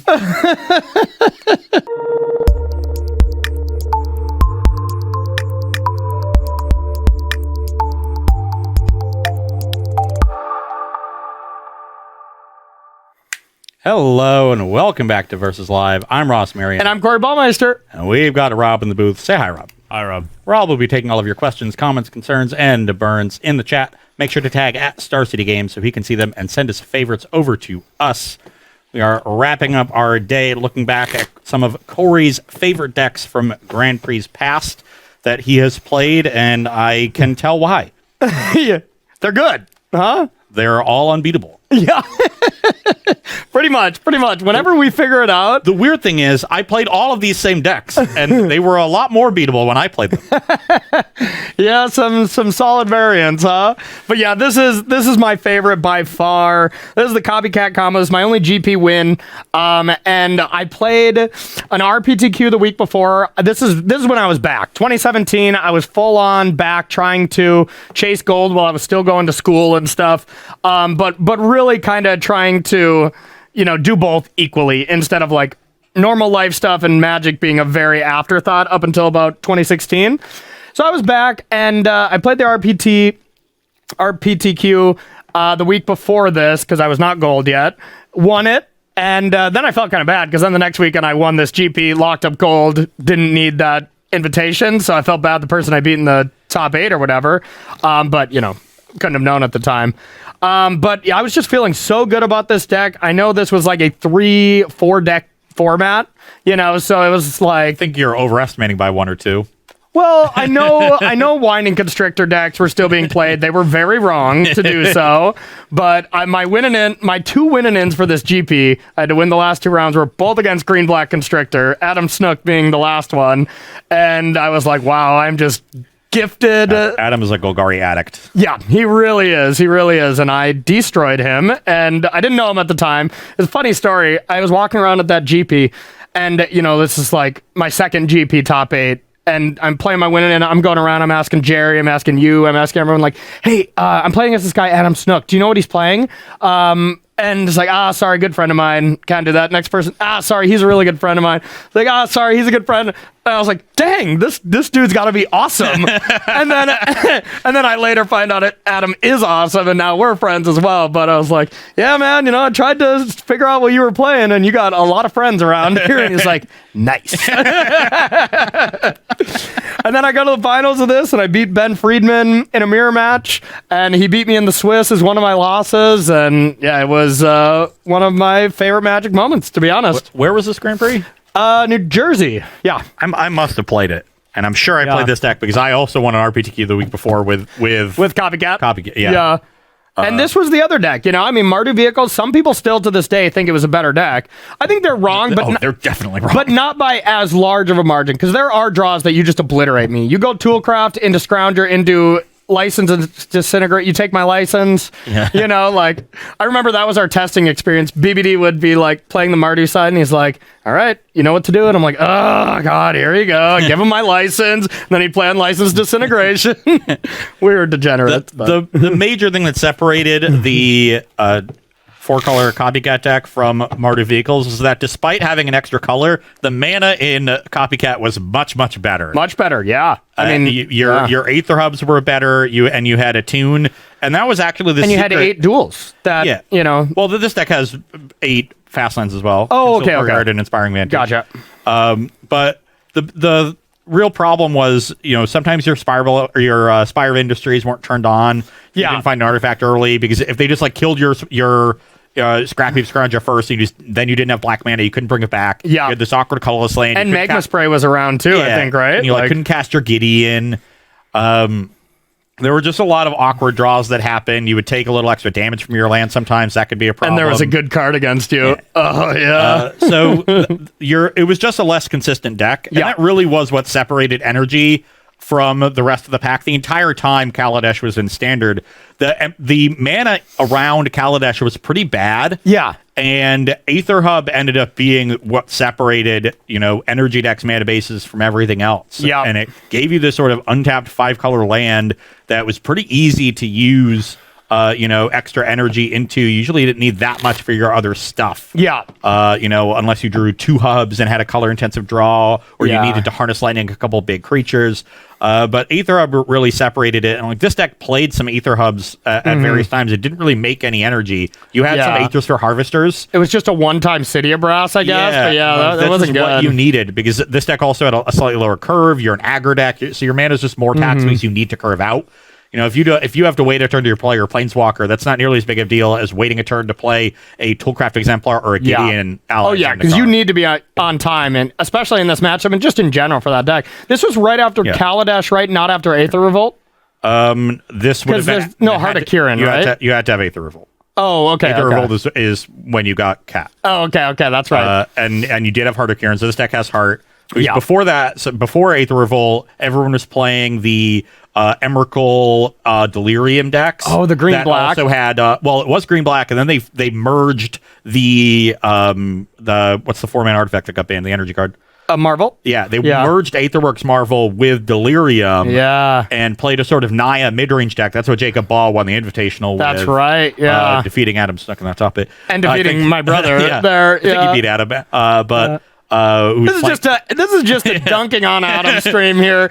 Adam's just probably at work, just has this in the background. He's like, "What did I do to these guys?" We're promised, we're friends with you. We like you. At least Constrictor was a better choice for that tournament. But then there was also the Azorius Copter deck that played counter spells and stuff got banned, right? Copter and Emrakul. Yeah. And then they printed Cat, and we all laughed. Yeah, exactly. And honestly, after this GP, me and Ben Freeman were like, we got to do this for the Twitter.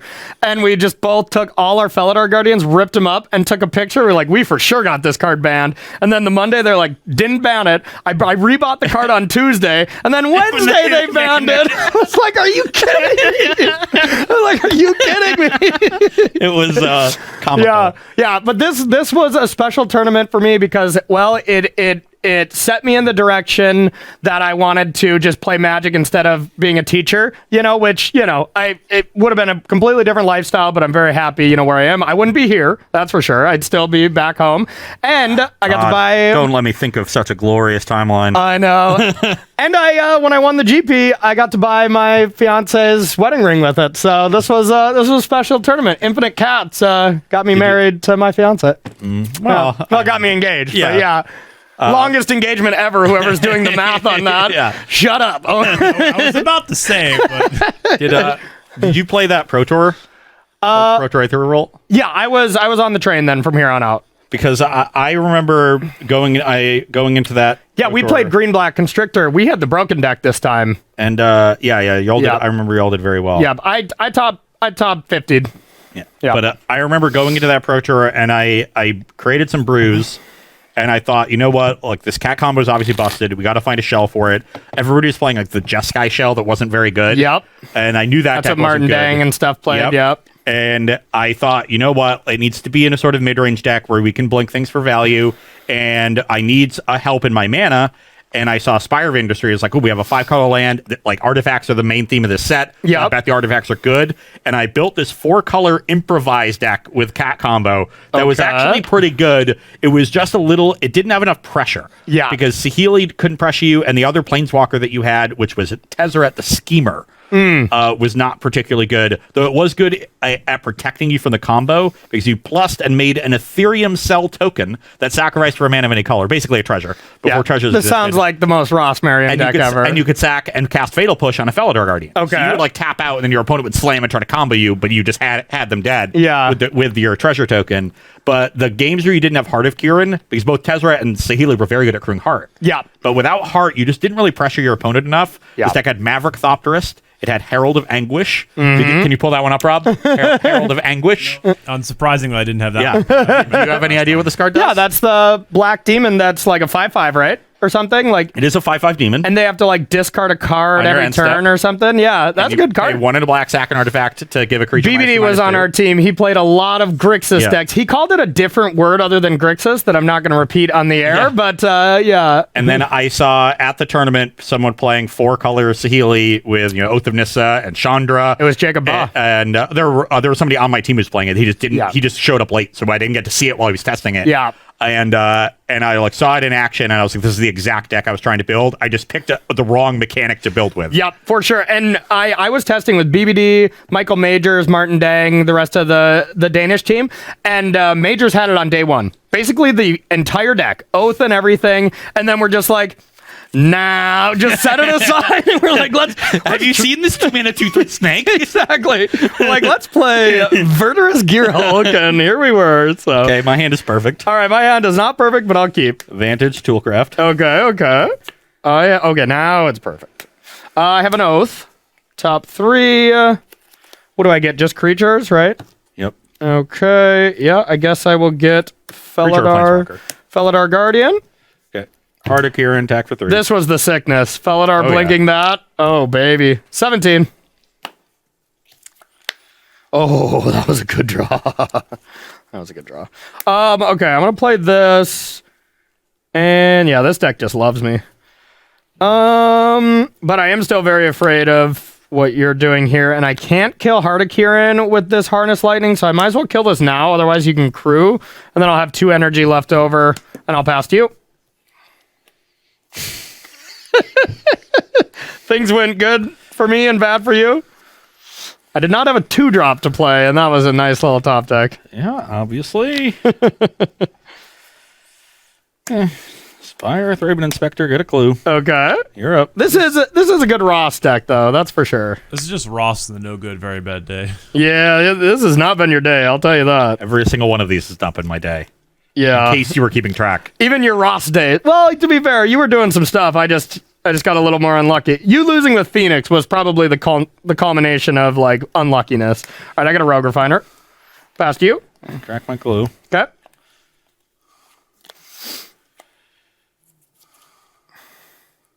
Sounds about right. Play a swamp and pass. Okay. What on earth is going on? Now I'm questioning if I want to just get aggressive.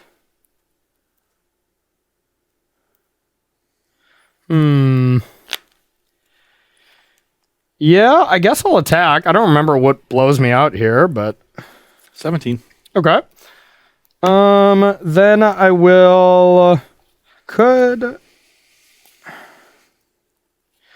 I'm just going to play a tune. Go up to 6 energy.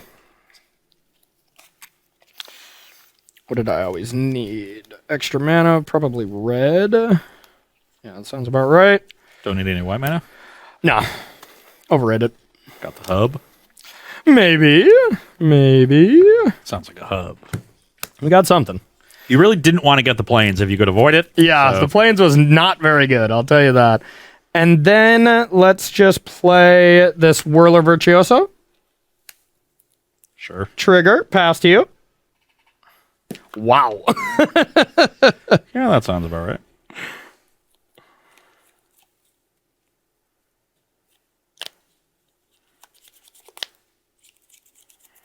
Oh, this deck is just a masterpiece.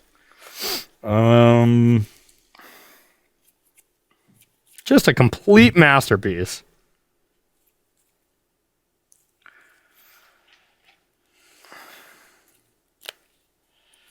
Oh, I'll get my own energy. Okay. I will play a Gideon. Gideon. Okay. I will make a token. Okay. Yeah, Gideon was just a busted card. Yeah. Was hoping to draw that for turn 4, so I drew it for turn 5. Of course, yep. And then I'll pass the turn. Okay. So now I'm wondering, can I pressure Gideon in any way? And how did Saheeli's uptick work at this time? Can you redirect planeswalkers? I don't even know. You could then. Can't now. Okay. Get wrecked. Okay.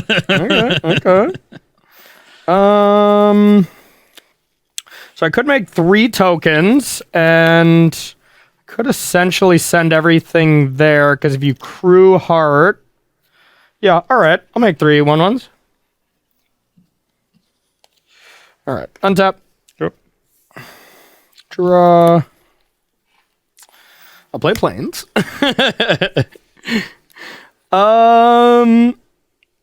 Now, so if I just attacked with everything, you could crew and eat one of these creatures, and then it would probably die. Yeah, YOLO. Everything I get in. Okay. Crew the heart. Yep. Heart blocks a token. Autumn blocks Rogue Refiner. Thraben Inspector blocks Whirler Virtuoso. Okay. Yep. Damage. Gideon to 1. You lose This and a token. Yep. And I lose Thraben Inspector and a token. Okay.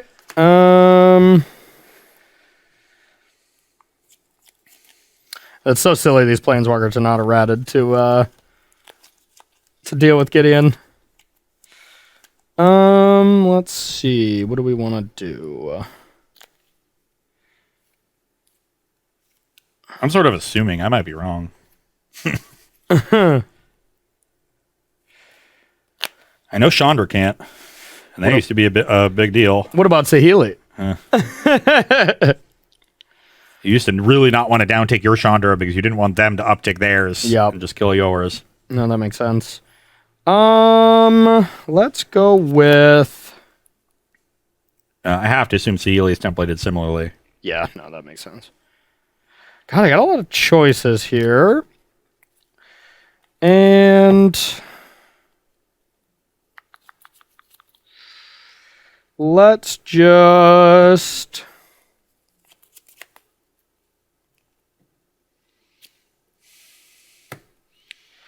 Chandra.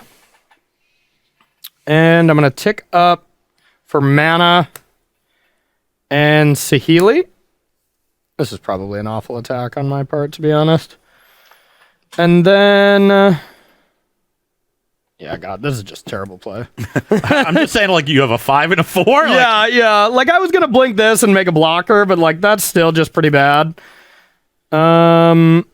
So instead, let's just go with a Felidar Guardian and blink this. And get 3 energy. Pass to you.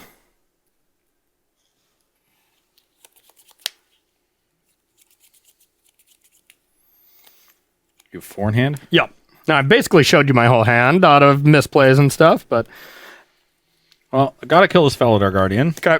Would have liked to deal with the Virtuoso. Yep.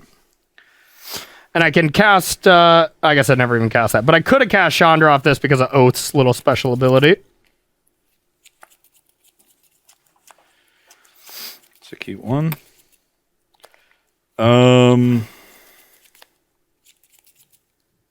Yeah, I played that turn awfully.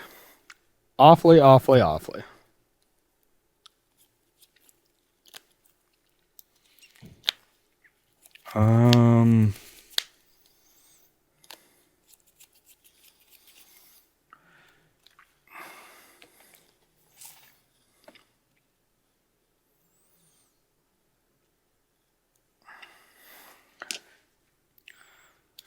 So you're gonna have 4 attackers at me. Yep. Yeah, my goal here is to deal with Gideon, believe it or not.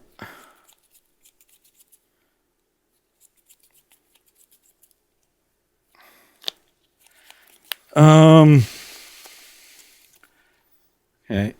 I will attack you for 5. I'll take it. 12. I will play another hub Okay. and play a Toolcraft Exemplar Okay. and pass a turn. Okay. I'll make a token. Untap. Draw. Aether Hub. Get an energy. Now I can just attack my 3 tokens to Gideon. That should be enough. Let's start with that. Yeah, just that.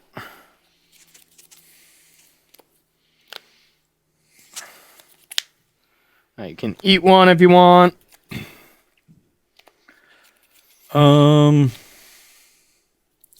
Rather eat 2. Oh. I will take a point, I think. Go to 16. Okay. Trigger on the stack, I'll Crew Heart. Yep. So they're indestructible. And block 2 of them. Okay. Fortunately, Gideon still dies. This gets indestructible too? Huh? Creatures you control. Yeah, that card was messed up. It's a good one. That card was messed up. Okay, then let's go with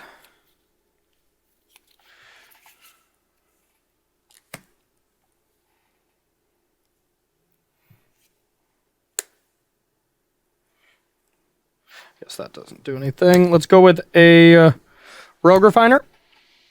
Up to 3. And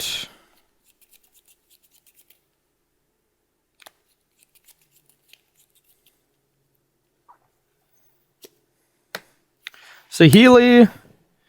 And I think let's make a copy of Whirler. Get 6 energy and pass to you. Yeah.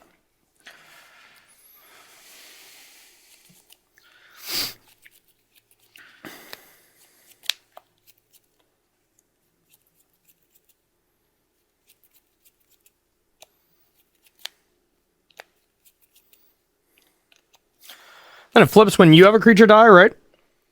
Yeah. This card was sweet. This card was super sweet. Completely busted, but super sweet.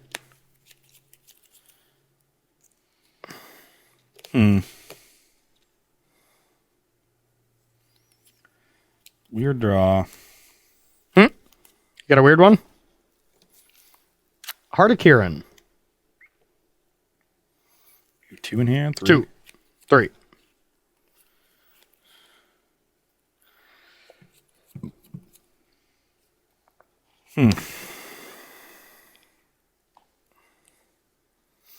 Energy.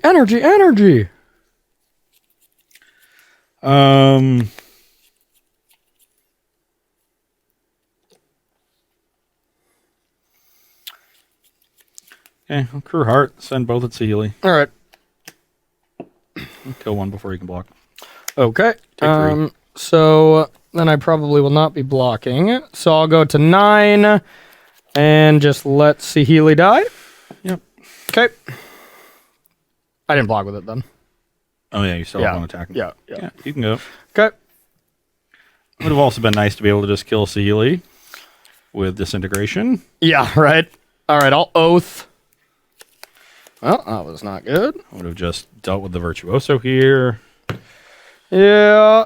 All right, game trail revealing this. It would just let you block both. Chandra So, killed yeah, this. Chandra's going to live for 7,000 turns, and I'm just going to die. I'll attack with just Whirler, I think. 14. Past you.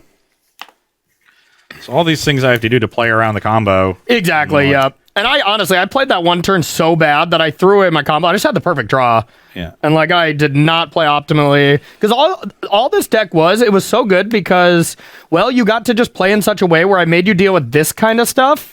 And then you combo, like Chandra is just a card you have to deal with and stuff. And so like when you played the Felidar Guardian post combat, ideally I would just kill the Virtuoso with the trigger on the stack, and then I'm in a much better position on board. Agreed, because then I don't get the energy. Healy, which you did. Yeah, I would just lost the game the next turn. Agreed, and you knew I had it because I revealed it, which Yeah. But if that was not the case, I think a lot of the time in that spot I would kill Virtuoso and just die the next turn. Yeah, and exactly. It's right to do so. Yep. Attack Chandra. No block. Go. That's creature land at least, huh? Yeah, it does something. It does something. Top ability. I'll play Rogue Refiner. This deck was so completely obscene. All right. I will draw a card, get a couple energy. I'll play this. And now I'm at the point where I feel pretty confident getting in there. So I'll attack with these two. A 9. Pass to you. I drew 2 Harness Lightnings this turn.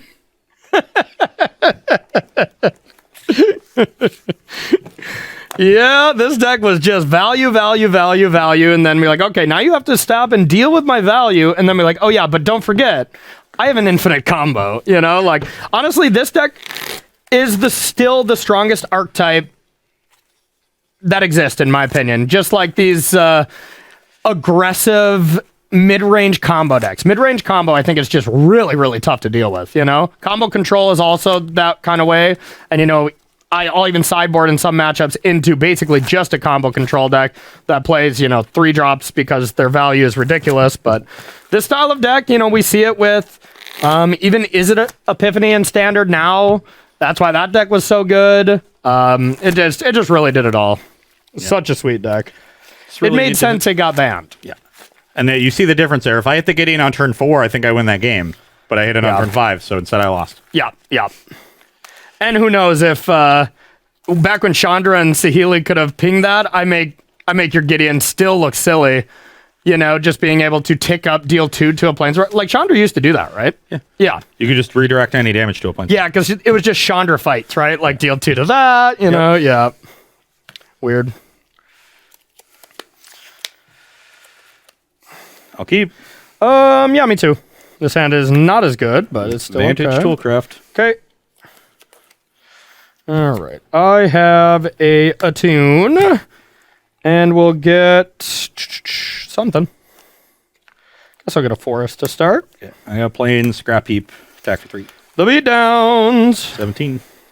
You're up. So how did that work? If the ability was on the stack, you were going to get it anyways, or if you no longer had an artifact? You can kill the artifact with the ability on the stack. Okay, cool. Because of the intervening if clause. Okay. All right. I remember how Magic cards work, I swear. In order to remember, you'd have to know in the first place. Yeah, thank you. Touche. Oh yeah, this was a nice one that we could always do. I think it seems fine. Yeah, Oath down that. Blinking this with Felidar. Oh yeah. Pass to you. Do have a replacement artifact. I'll play Vents and a 1/1 Ballista. Okay. Which is a nice one because it just stops the combo. It sure does, yep. 14. 3 or 14, you're up. Now I've got the Black Source, so if Corey kills the Ballista, I can at least bring back Scrounger. Yep. I have a Attune. When I was playing my top 8 match for the PTQ with the RPTQ with this deck, yep, I'm pretty sure I dealt more damage with an Oath of Chandra than any person in the history of Magic. Oh yeah, it does that too, doesn't it? I was just blinking Planeswalkers to deal 2 damage to my opponent's Planeswalkers with the Oath because I couldn't get through on the battlefield. Yeah. And I swear I dealt 12 damage with an Oath of Chandra in I'll one. pass to you. Yeah, it's a great card. It's a great card, that's for sure.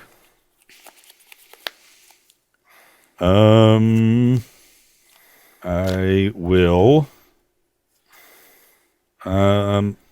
So if Corey has a Harness Lightning here on the Ballista, I think I'd rather get this down. And same with the Exemplar. So I'm just going to play Heart of Kieran pre-combat. Okay.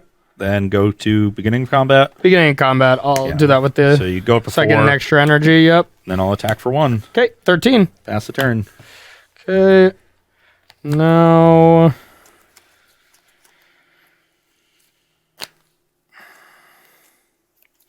I have the cute little play of Felidar Blink. Kill that. I'll deal 1 to you. Okay, 12. Pass to you. No push! Hooray! Spire of Industry. Okay. Pass the turn. Really? Yeah, I suppose you just got to protect against the combo. Okay. I have a Servant trigger. Yep. And then Land Whirler trigger.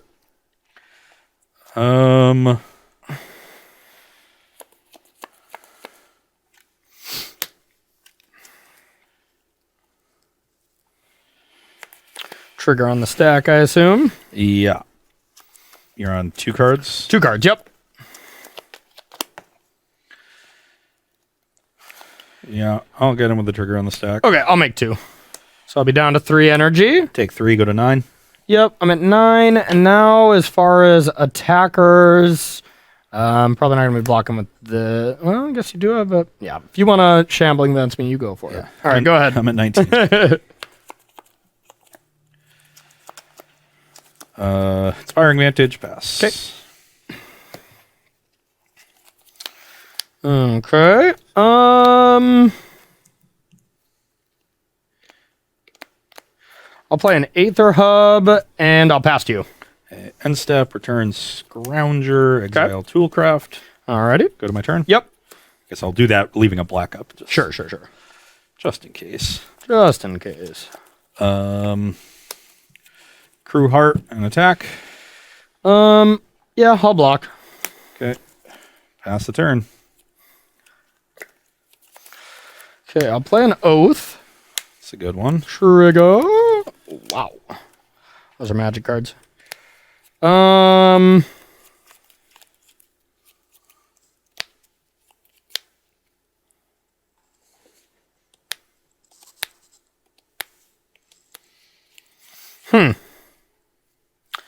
That's a toughie. That is a toughie.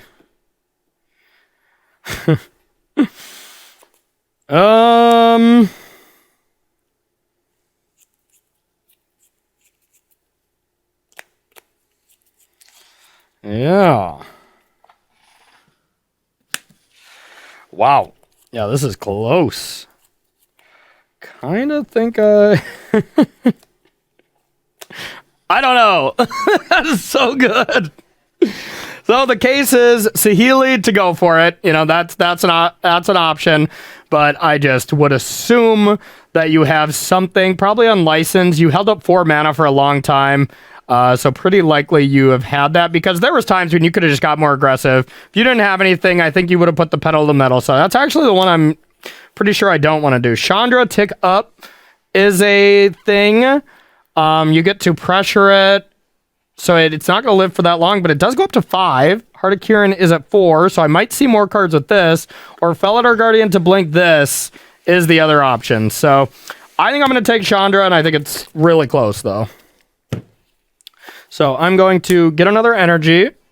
I'm going to tap this with this mana. Doesn't have matter. to use energy because of the green oak. Exactly. Chandra, Yep. let's deal you damage right away, or? No, end step. Okay. And yeah, people forget that all the time. All right, I'll take out top ability. Yep.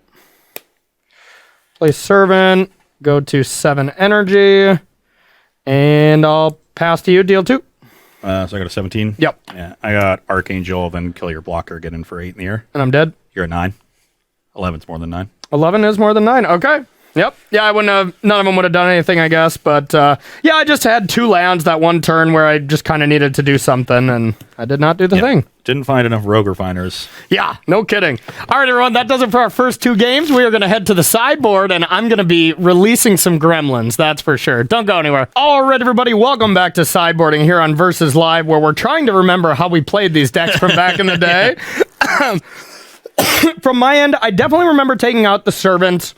They were just the cards that ran into push. They ran into unlicensed. I never really wanted to play blockers. I just want to play removal, value, creature, creature combo kind of thing. Also a reason to take out the trackers. Very good in the mirror, but not so good here. I'm also trimming 1 Chandra because they can get awkward if you draw multiples. Release the Gremlins was insane. If you ever got to play it for 5 and get 2 2/2s, the game was basically over. Boat because why not? I haven't cast a boat in forever. And a couple natural states. If they weren't for this matchup, I don't know what I was bringing them in against, because that you have a lot of artifacts that it hits. So, And on my side, we're sort of morphing away from being an aggro deck and more towards being a control deck or a mid-range deck, to match Corey. And that means bringing in some Planeswalkers that can generate card advantage, some Painful Truths, some better removal that can answer Planeswalkers directly, or at least answer a Felidar Guardian, where Fatal Push is quite bad at that. Yep. Cutting our most aggressive card in Toolcraft Exemplar, trimming on our weaker removal spell and push. And on the draw, I'm going to cut all my Gideons. All might be a little excessive here. But you definitely wanted to cut some number on the draw because it's too easy for Corey to just get ahead. Yep. And it's something that you have to tap out for on turn 4, even when you're on the play. And if you're opponent Saheeli's, then you can't really play Gideon. Yep. Which is very awkward. So the games are just going to play out a lot differently post-board. They're going to be a lot grindier from both sides. Yep. One thing that I'm going to try to leverage is the fact that this build of the deck was built with 4C Saheeli in mind. Not only is there Ballista that is a permanent base solution to the combo, there's also Thalia Heretic Cathar. Yeah, that's a cool one. Yeah, Cruise Heart and stops the combo. So hopefully get to rely on those so that I can tap out for some of these powerful cards. Yeah, makes sense to me. Man, this is going to be the last time I ever play this copycat deck on Versus. I've probably played it 4 times now. Just over when we play these kind of nostalgia shows, our favorite decks of all time shows or something like that. So last game with copycat. Oh, I'll miss it. There's no other place on the world where, we're just going to be, you know what? Let's just go hang out and let's just play some 2017 GP decks. You win? Just wait till y'all get to the Boomer retirement home. And Tannen in the corners, Grixis Delver deck. We're all we 70. We play Gataxia Pro Bet Deathrite Shaman. Sure, Ross. Let's get you to bed. And we're just playing cribbage and old GP decks in the corner of a nursing home. I can see that for us. Yeah, absolutely. Wheelchair can jam. Yeah. Still trying to figure out why that High Sentinel of Erishin is in the one deck. Tannen's just in the corner talking to random people, be like, I was so close to winning a trophy my whole career. Oh, God. All right, let's battle. Last game of Corey GP Day. I'll be going first. Just give me a good one. Come on, deck. You know I need it. Wow. If that was a forest, I would have kept. I will keep. Rude. You're not allowed to beat my copycat deck on the last match. That's not cool. I'm gonna try. Yeah, I guess you lost with your Phoenix deck. It would only be right if you beat me here. All right, down to 6. That's a better start. Okay, I will keep. Oh God, my lands are actually really awkward here, aren't they? But still think it's fine.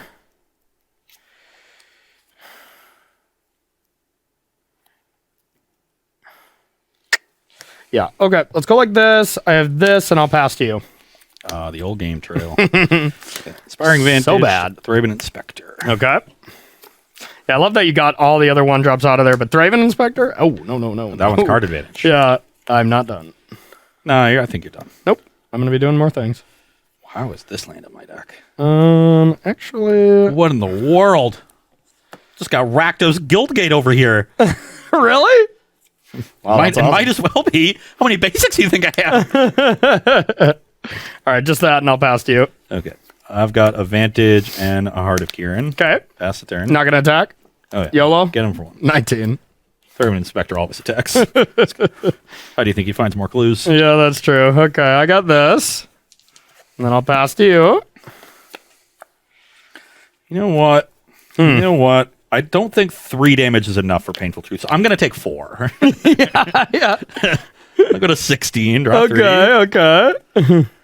Excellent. And then I'll pass the turn. Okay. I'll draw. I'll attack with Old Rogue Refiner here. 13. Then I'm going to play Old Rogue Refiner here. Draw. And play Botanical, and I'll pass to you. Giving you the Rogue beatdowns. This deck could do it. Now you have 1 million cards, though, huh? I'll play a Plains and a 2/2 Ballista. That's pretty good. Pass the turn. Okay. So you can crew if you want. I'm not too afraid of that one.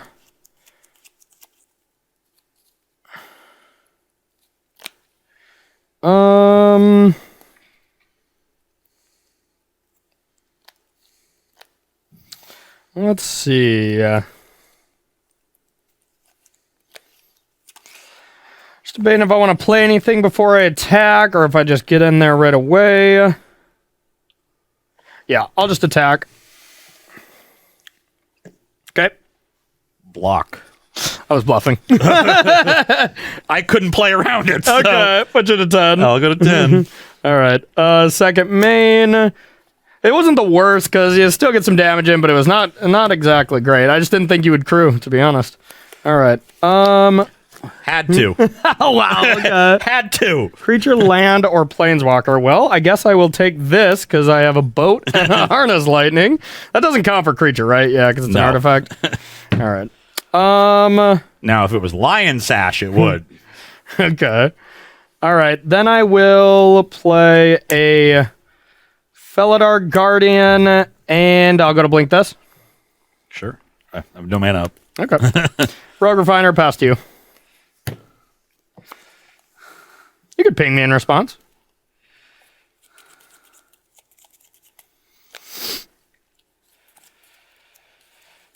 Okay. I think I'm going to try to whittle down the battlefield a little bit here. Okay. So let's play Needle Spires, put a counter on Ballista, Okay. crew Heart of Kieran, Okay. remove 2 counters to kill the Refiner, and attack you for 4. Okay. I am at 15.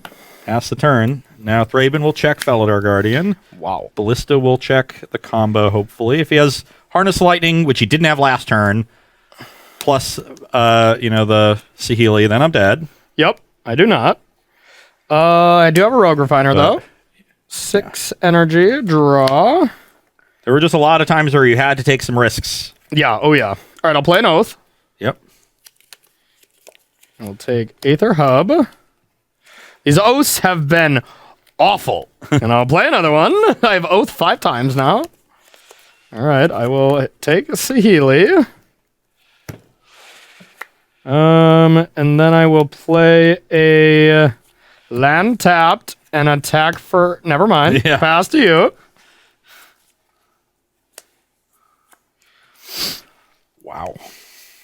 You draw that bad too? I within my first 6 turns, I've oathed 5 times though, which is kind of cool. Kind of cool. If you're into that sort of thing. Yeah, if you're into it.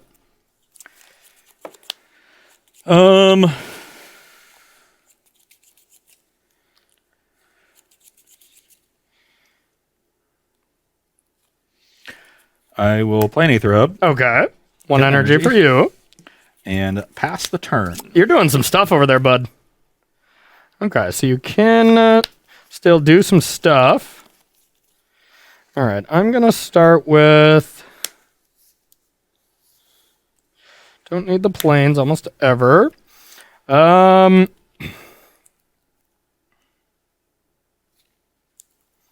Start with Whirler Virtuoso. It's a pretty good card. Yeah, not bad, huh?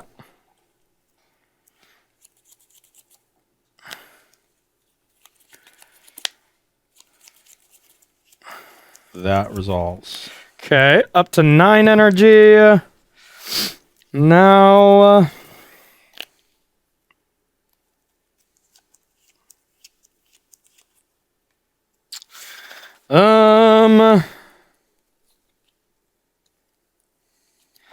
I will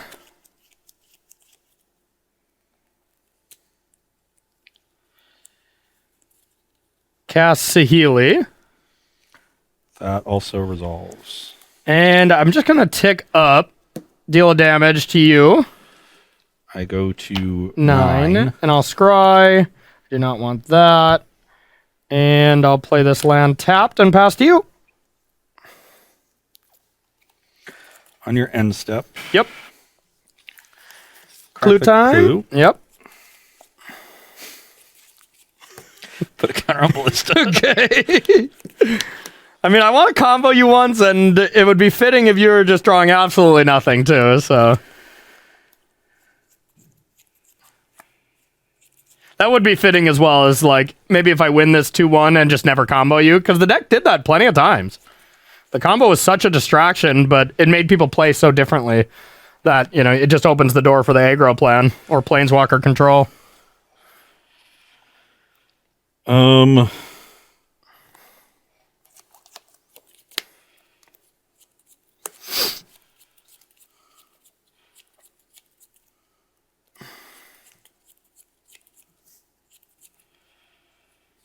Make black and anguished on making Saheeli. Okay, it's I lose 3, right? No, I lose 3. Oh, okay. I'm at 6. Sure. Pass the turn. 3 tokens. Boink. Untap.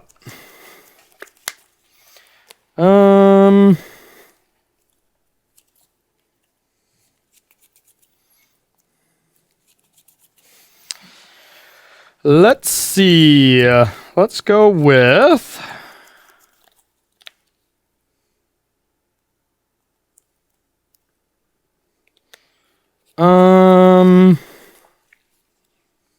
declare attacks. Yep. I'll attack with all of these. Get them in there.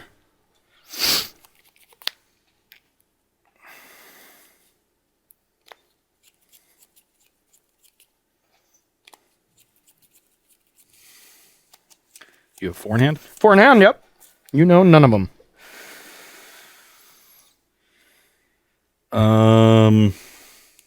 Actually, I think you do know Aether Hub.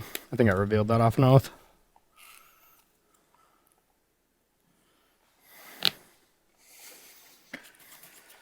I'm at 6.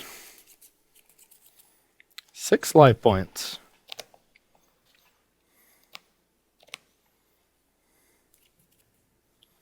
God, I miss this deck. Honestly, this was in Pioneer for a while, and it got an upgrade. Like, it got to play Teferi as well. You know, Oath, Teferi, Saheeli, Teferi 3, I mean.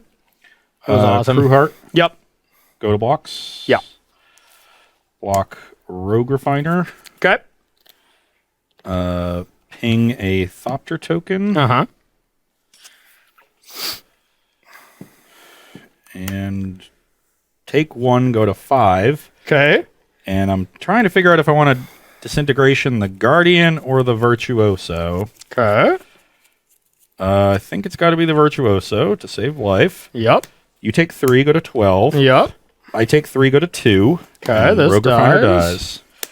Okay. Now. Yeah, I think I pretty much only have one play. It's a good one. I will attune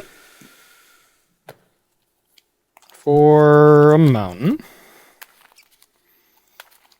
I think the turn that I aggressively attacked with Heart of Kirin was my mistake. I should have just been very defensive this entire game. Aether Hub. So that's costing me here. Whirler. Saheeli. Tick up. Deal you a damage. Scry. Hello, Rogue Refiner, and I'll pass to you. Now I'm just putting... Like, I had the combo to go for again, but it was not good with Ballista. Ballista is pretty good. That's why we had some in our sideboard, too. Just... Wow. Is that Painful Truth coming in handy? I drew 11 lands, but I also drew 3 of the 4 things that deal me 1,000,000 damage. Yeah. And only tapped black lands, so I could never... Wow. That was going to be my next turn. No big deal. I could have drawn those 3 cards next turn if I wanted to. No big deal.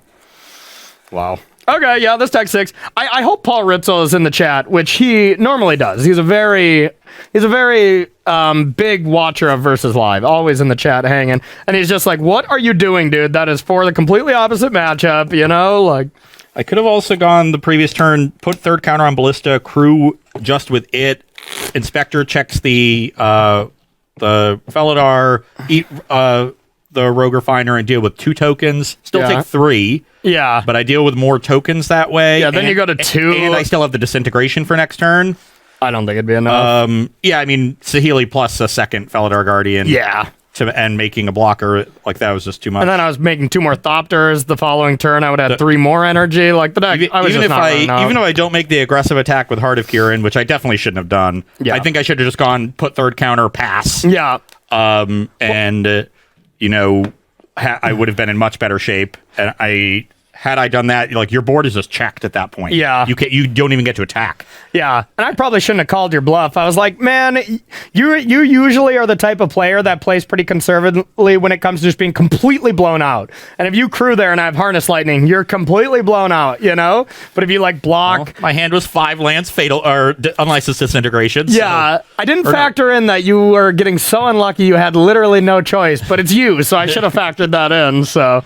All right, well, I think one thing that I learned from today is even though these were all the decks that I played, and at one point completely mastered, like these were 3 decks that I practiced so much that I had them down before the GPs, I can still just forget how to play them and how to sideboard with them, but they were all broken, as Ross said. Those were some good decks. My other close considerations was Temur Energy. That was honestly like my 2nd favorite next to Copycat, because I did so well with it, but it's so boring compared to this. It's like the same deck, except you play Glorybringer instead of the combo. I think they might have also brought these in because there was a lot of games where you just made a bunch of tokens with the Whirler, and that was a problem. Release the Gremlins. Yeah. I definitely didn't bring that in. Well, I meant from the market side. Definitely not. Because not many times do I go aggro. I usually just hold them, and I'm like, I'm not going to attack, so I don't even put them into play. You just went into a plan where you played like Painful Truth and stuff, so that was the plan. I know they did that. Did they? I think alongside that, they would bring in like 1 Release the Gremlins. Because you also had boats, and sometimes you just like blew up two Scrappy Scroungers and made 2 Goblins. I'll call Paul Ritzel real quick. I'm sure he's not too busy selling Teslas or something. He can answer my call.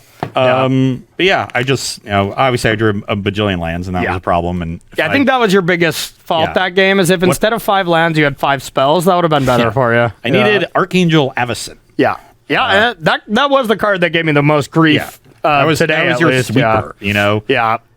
And especially with Walking Ballista, you could just trigger it immediately. Yeah. And that, if I'm able to play an Avacyn, and then use my Ballista entirely, hold up Disintegration, wipe your battlefield, and now I have Disintegration up for the combo, and I've dealt with everything else and have a huge flyer, the game is just over. Yep, that's true.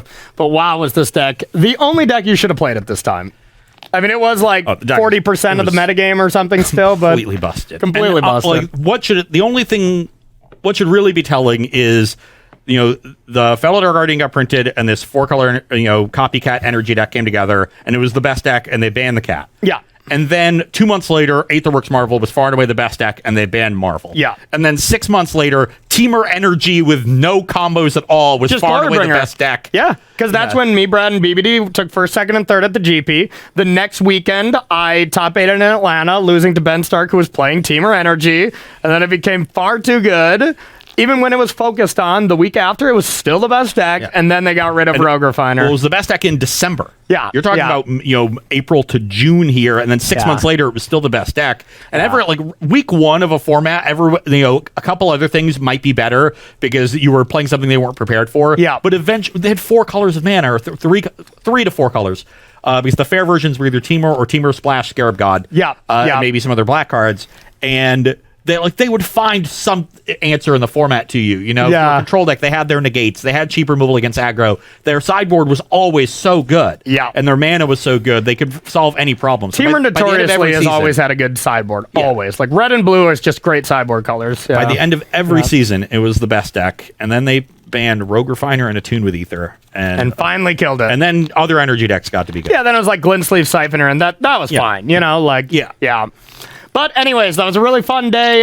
Sorry, probably just for me on this one. You didn't have the most luck with the not as... I mean, to be fair, you played all the second best decks. Like, that's the thing, is I played the best deck for each of those tournaments, and you had to play the second best. So, Thursday will be Ross Day. We're going to see some spicy ones. You have plenty of GP top 8s. We're going to be playing a sealed deck, draft deck. Magic Origins Limited. Yeah. Then, Fate Reforged was the second set of Whooplock. No clue. No It was clue. what? Yeah, it was Cons Fate Limited. Okay. Then we'll play some Origins Limited. Yeah. And we'll also play some 2014 Legacy. Perfect. Yeah, I'm sure this will be perfectly fine for all of the cards we need to borrow. But no, we'll figure out some decks you're going to play for Thursday. And then our last week will be next week. And next week, we're going to play all our favorite Pro Tour decks, starting with me on Tuesday. So that's what we got to look forward to for our final 3 shows. But for now, Rob, you're going to thank some subs. We're going to thank some sponsors, and we're going to be out of here. Yeah, we got one new one today. Heisenberg EDH. Thank you to them and all of our other subs. Nice. Yes, thank you. Is that the one who knocks? Yes, I believe that. Okay. As opposed to the one who stalks. That's Matt Dilks. Oh, okay, absolutely. But you know that already. I already knew that. Yeah, he told me. Thank you for that support. And we would also like to thank our sponsor, Coalesce Apparel. If you like the shirts that we wear, you can find their entire collection of t-shirts, hoodies, and stickers at coalesceapparel.shop. And be sure to use the gift code SCG when checking out to get 10% off of your purchase. Next up, we got the SCG cons are back. And, well, we just got back from one. We got back late last night. We rested up, and we came right here to work to talk about the next one because we're going to be there again, and it was a pretty good time, wasn't it? It was okay. classic Ross, classic. I mean, it was a great tournament, super well run. It's always refreshing to go back to SCG events, and you're like, oh, yeah, they run them perfectly. Yeah. It's always great to spend some time with my favorite SCG people, Zach Weaver and Christopher McCurry. They're great. That's it, right? Yeah, that's the only people. Yeah, absolutely. I didn't make that list. Yeah, no, I didn't quite make it. I was in the car ride, but yeah, I didn't quite make it. But the next one coming up is SCG Con Indianapolis. This one's going to be a team event. 4 weeks ago? But probably March about a month. 18th to the 20th. Yeah, so about a month. Going to be a team event. There's also going to be Flesh and Blood there as well as a bunch of Magic and Flesh and Blood throughout the weekend. Really fun stuff. Grab your team. The Magic players are composed of flesh and blood. That's true. That's exactly what I meant. Yeah. But yeah, it's going to be Pioneer, Modern, and Legacy for the team event. What are you going to be playing? What's your format? We actually haven't settled yet. It was original. So I'm playing with Todd Anderson and Harlan Führer. Okay. And Todd was originally so gung-ho on Pioneer that he was going to take that, and I refused to play Legacy, so I have to be in Modern, and we're going to make Harlan play Legacy. But Todd Todd is a very fickle human being. Yeah. So I think he might be switching into the Legacy seat and let Harlan play. Then I'll just give Harlan his choice of the other two, and I'll play whichever. Yeah, that's exactly what I said. We had the same dynamic. I'm like, I will not play Legacy. Both Ely and Pete are both great Legacy players. One of you can deal with that. I'll play Pioneer or Modern, but I'll probably be playing the Shadow of Death. I don't think Harlan is a believer in 4C creativity for some reason, so I think he wants to play Modern just to avoid me playing that deck. Wow. And then then I'll have to figure out something in Pioneer, but that's fine. I like Pioneer. 4-color creativity is just 4-color copycat. Exactly, they're the same deck. I mean, I'm playing Ren and 6 in that deck. Oh my god, it'd be absurd, but I mean, yeah, that's absurd. It's gonna be fun. Teferi. Regardless, you should go to SCG Con India. It's going to be a blast. SCG has been running some amazing events, so go to StarCityGames.com to check out some more information on Indianapolis. Yep. Next order of business is selling cards to SCG because they're always buying, and the process has never been easier because there's so many ways to do it. You can use the buy list feature on the website. You can mail your cards in and let SCG do the work for you. You can make an appointment and come into the store to do your business in person. You can attend an SCG-Con event and do your business in person at that event, at the dealer booth, and or at the sales booth. And then last but not least, if your collection is large enough, you can make an appointment and have Star City Games come to you. So pick whichever option works best, and do keep in mind that any trade-ins for store credit will receive a 30% bonus. Absolutely. And last order of business is our sale. This is kind of a little spicy one. Anybody who's just got $100 bills burning holes in their pocket, as you do. $100 bills. Ross Hundred over here has always got hundreds burning in his pocket. You should have seen him at the casino. Not just kidding. But if you want to get, we have a sale for $99 $49.99 cards are 10% off. So if you want to check out this list, go to starcitygames.com/sale and check out all the different cards that we got here. I'm sure there's some spicy ones on there, huh, Rob? Got some good Magic cards? It's anything over $99. So, the picture here has Gaia's Cradle, a Time Twister, a Force of Will. I mean, Wow. You got options. Wow. Okay, I'm gonna Some go. of those are a lot over $99. Guy's Cradle has only got to be like 90, I don't know, like 109 maybe or something, right? Pretty close. 600 or 800, I think. Okay, perfect. I'm not sure. It's been a while. Yeah, Yeah, Commander. just casually rebuild Legacy Elves whenever you want. Yeah, why not? Absolutely. So now do remember that sale does end Sunday at 11:59 p.m. So make sure to, if you want to buy some expensive Magic cards, make sure to do it throughout the week. But thank you so much for watching, everyone. That is going to do it for Corey Day as far as the GP goes. Thursday's Ross Day. Let's hope I can win that one too and turn your Ross Days into Corey Days. That's just really what Versus Live is all about, Sharing. Sharing and friendship. Oh, the sharing is only going in one direction here. Well, it's still sharing. So thank you so much for watching, everyone. We will see you Thursday. For Director Rob, for Ross Merriam, I'm Corey Baumeister. We'll see you then.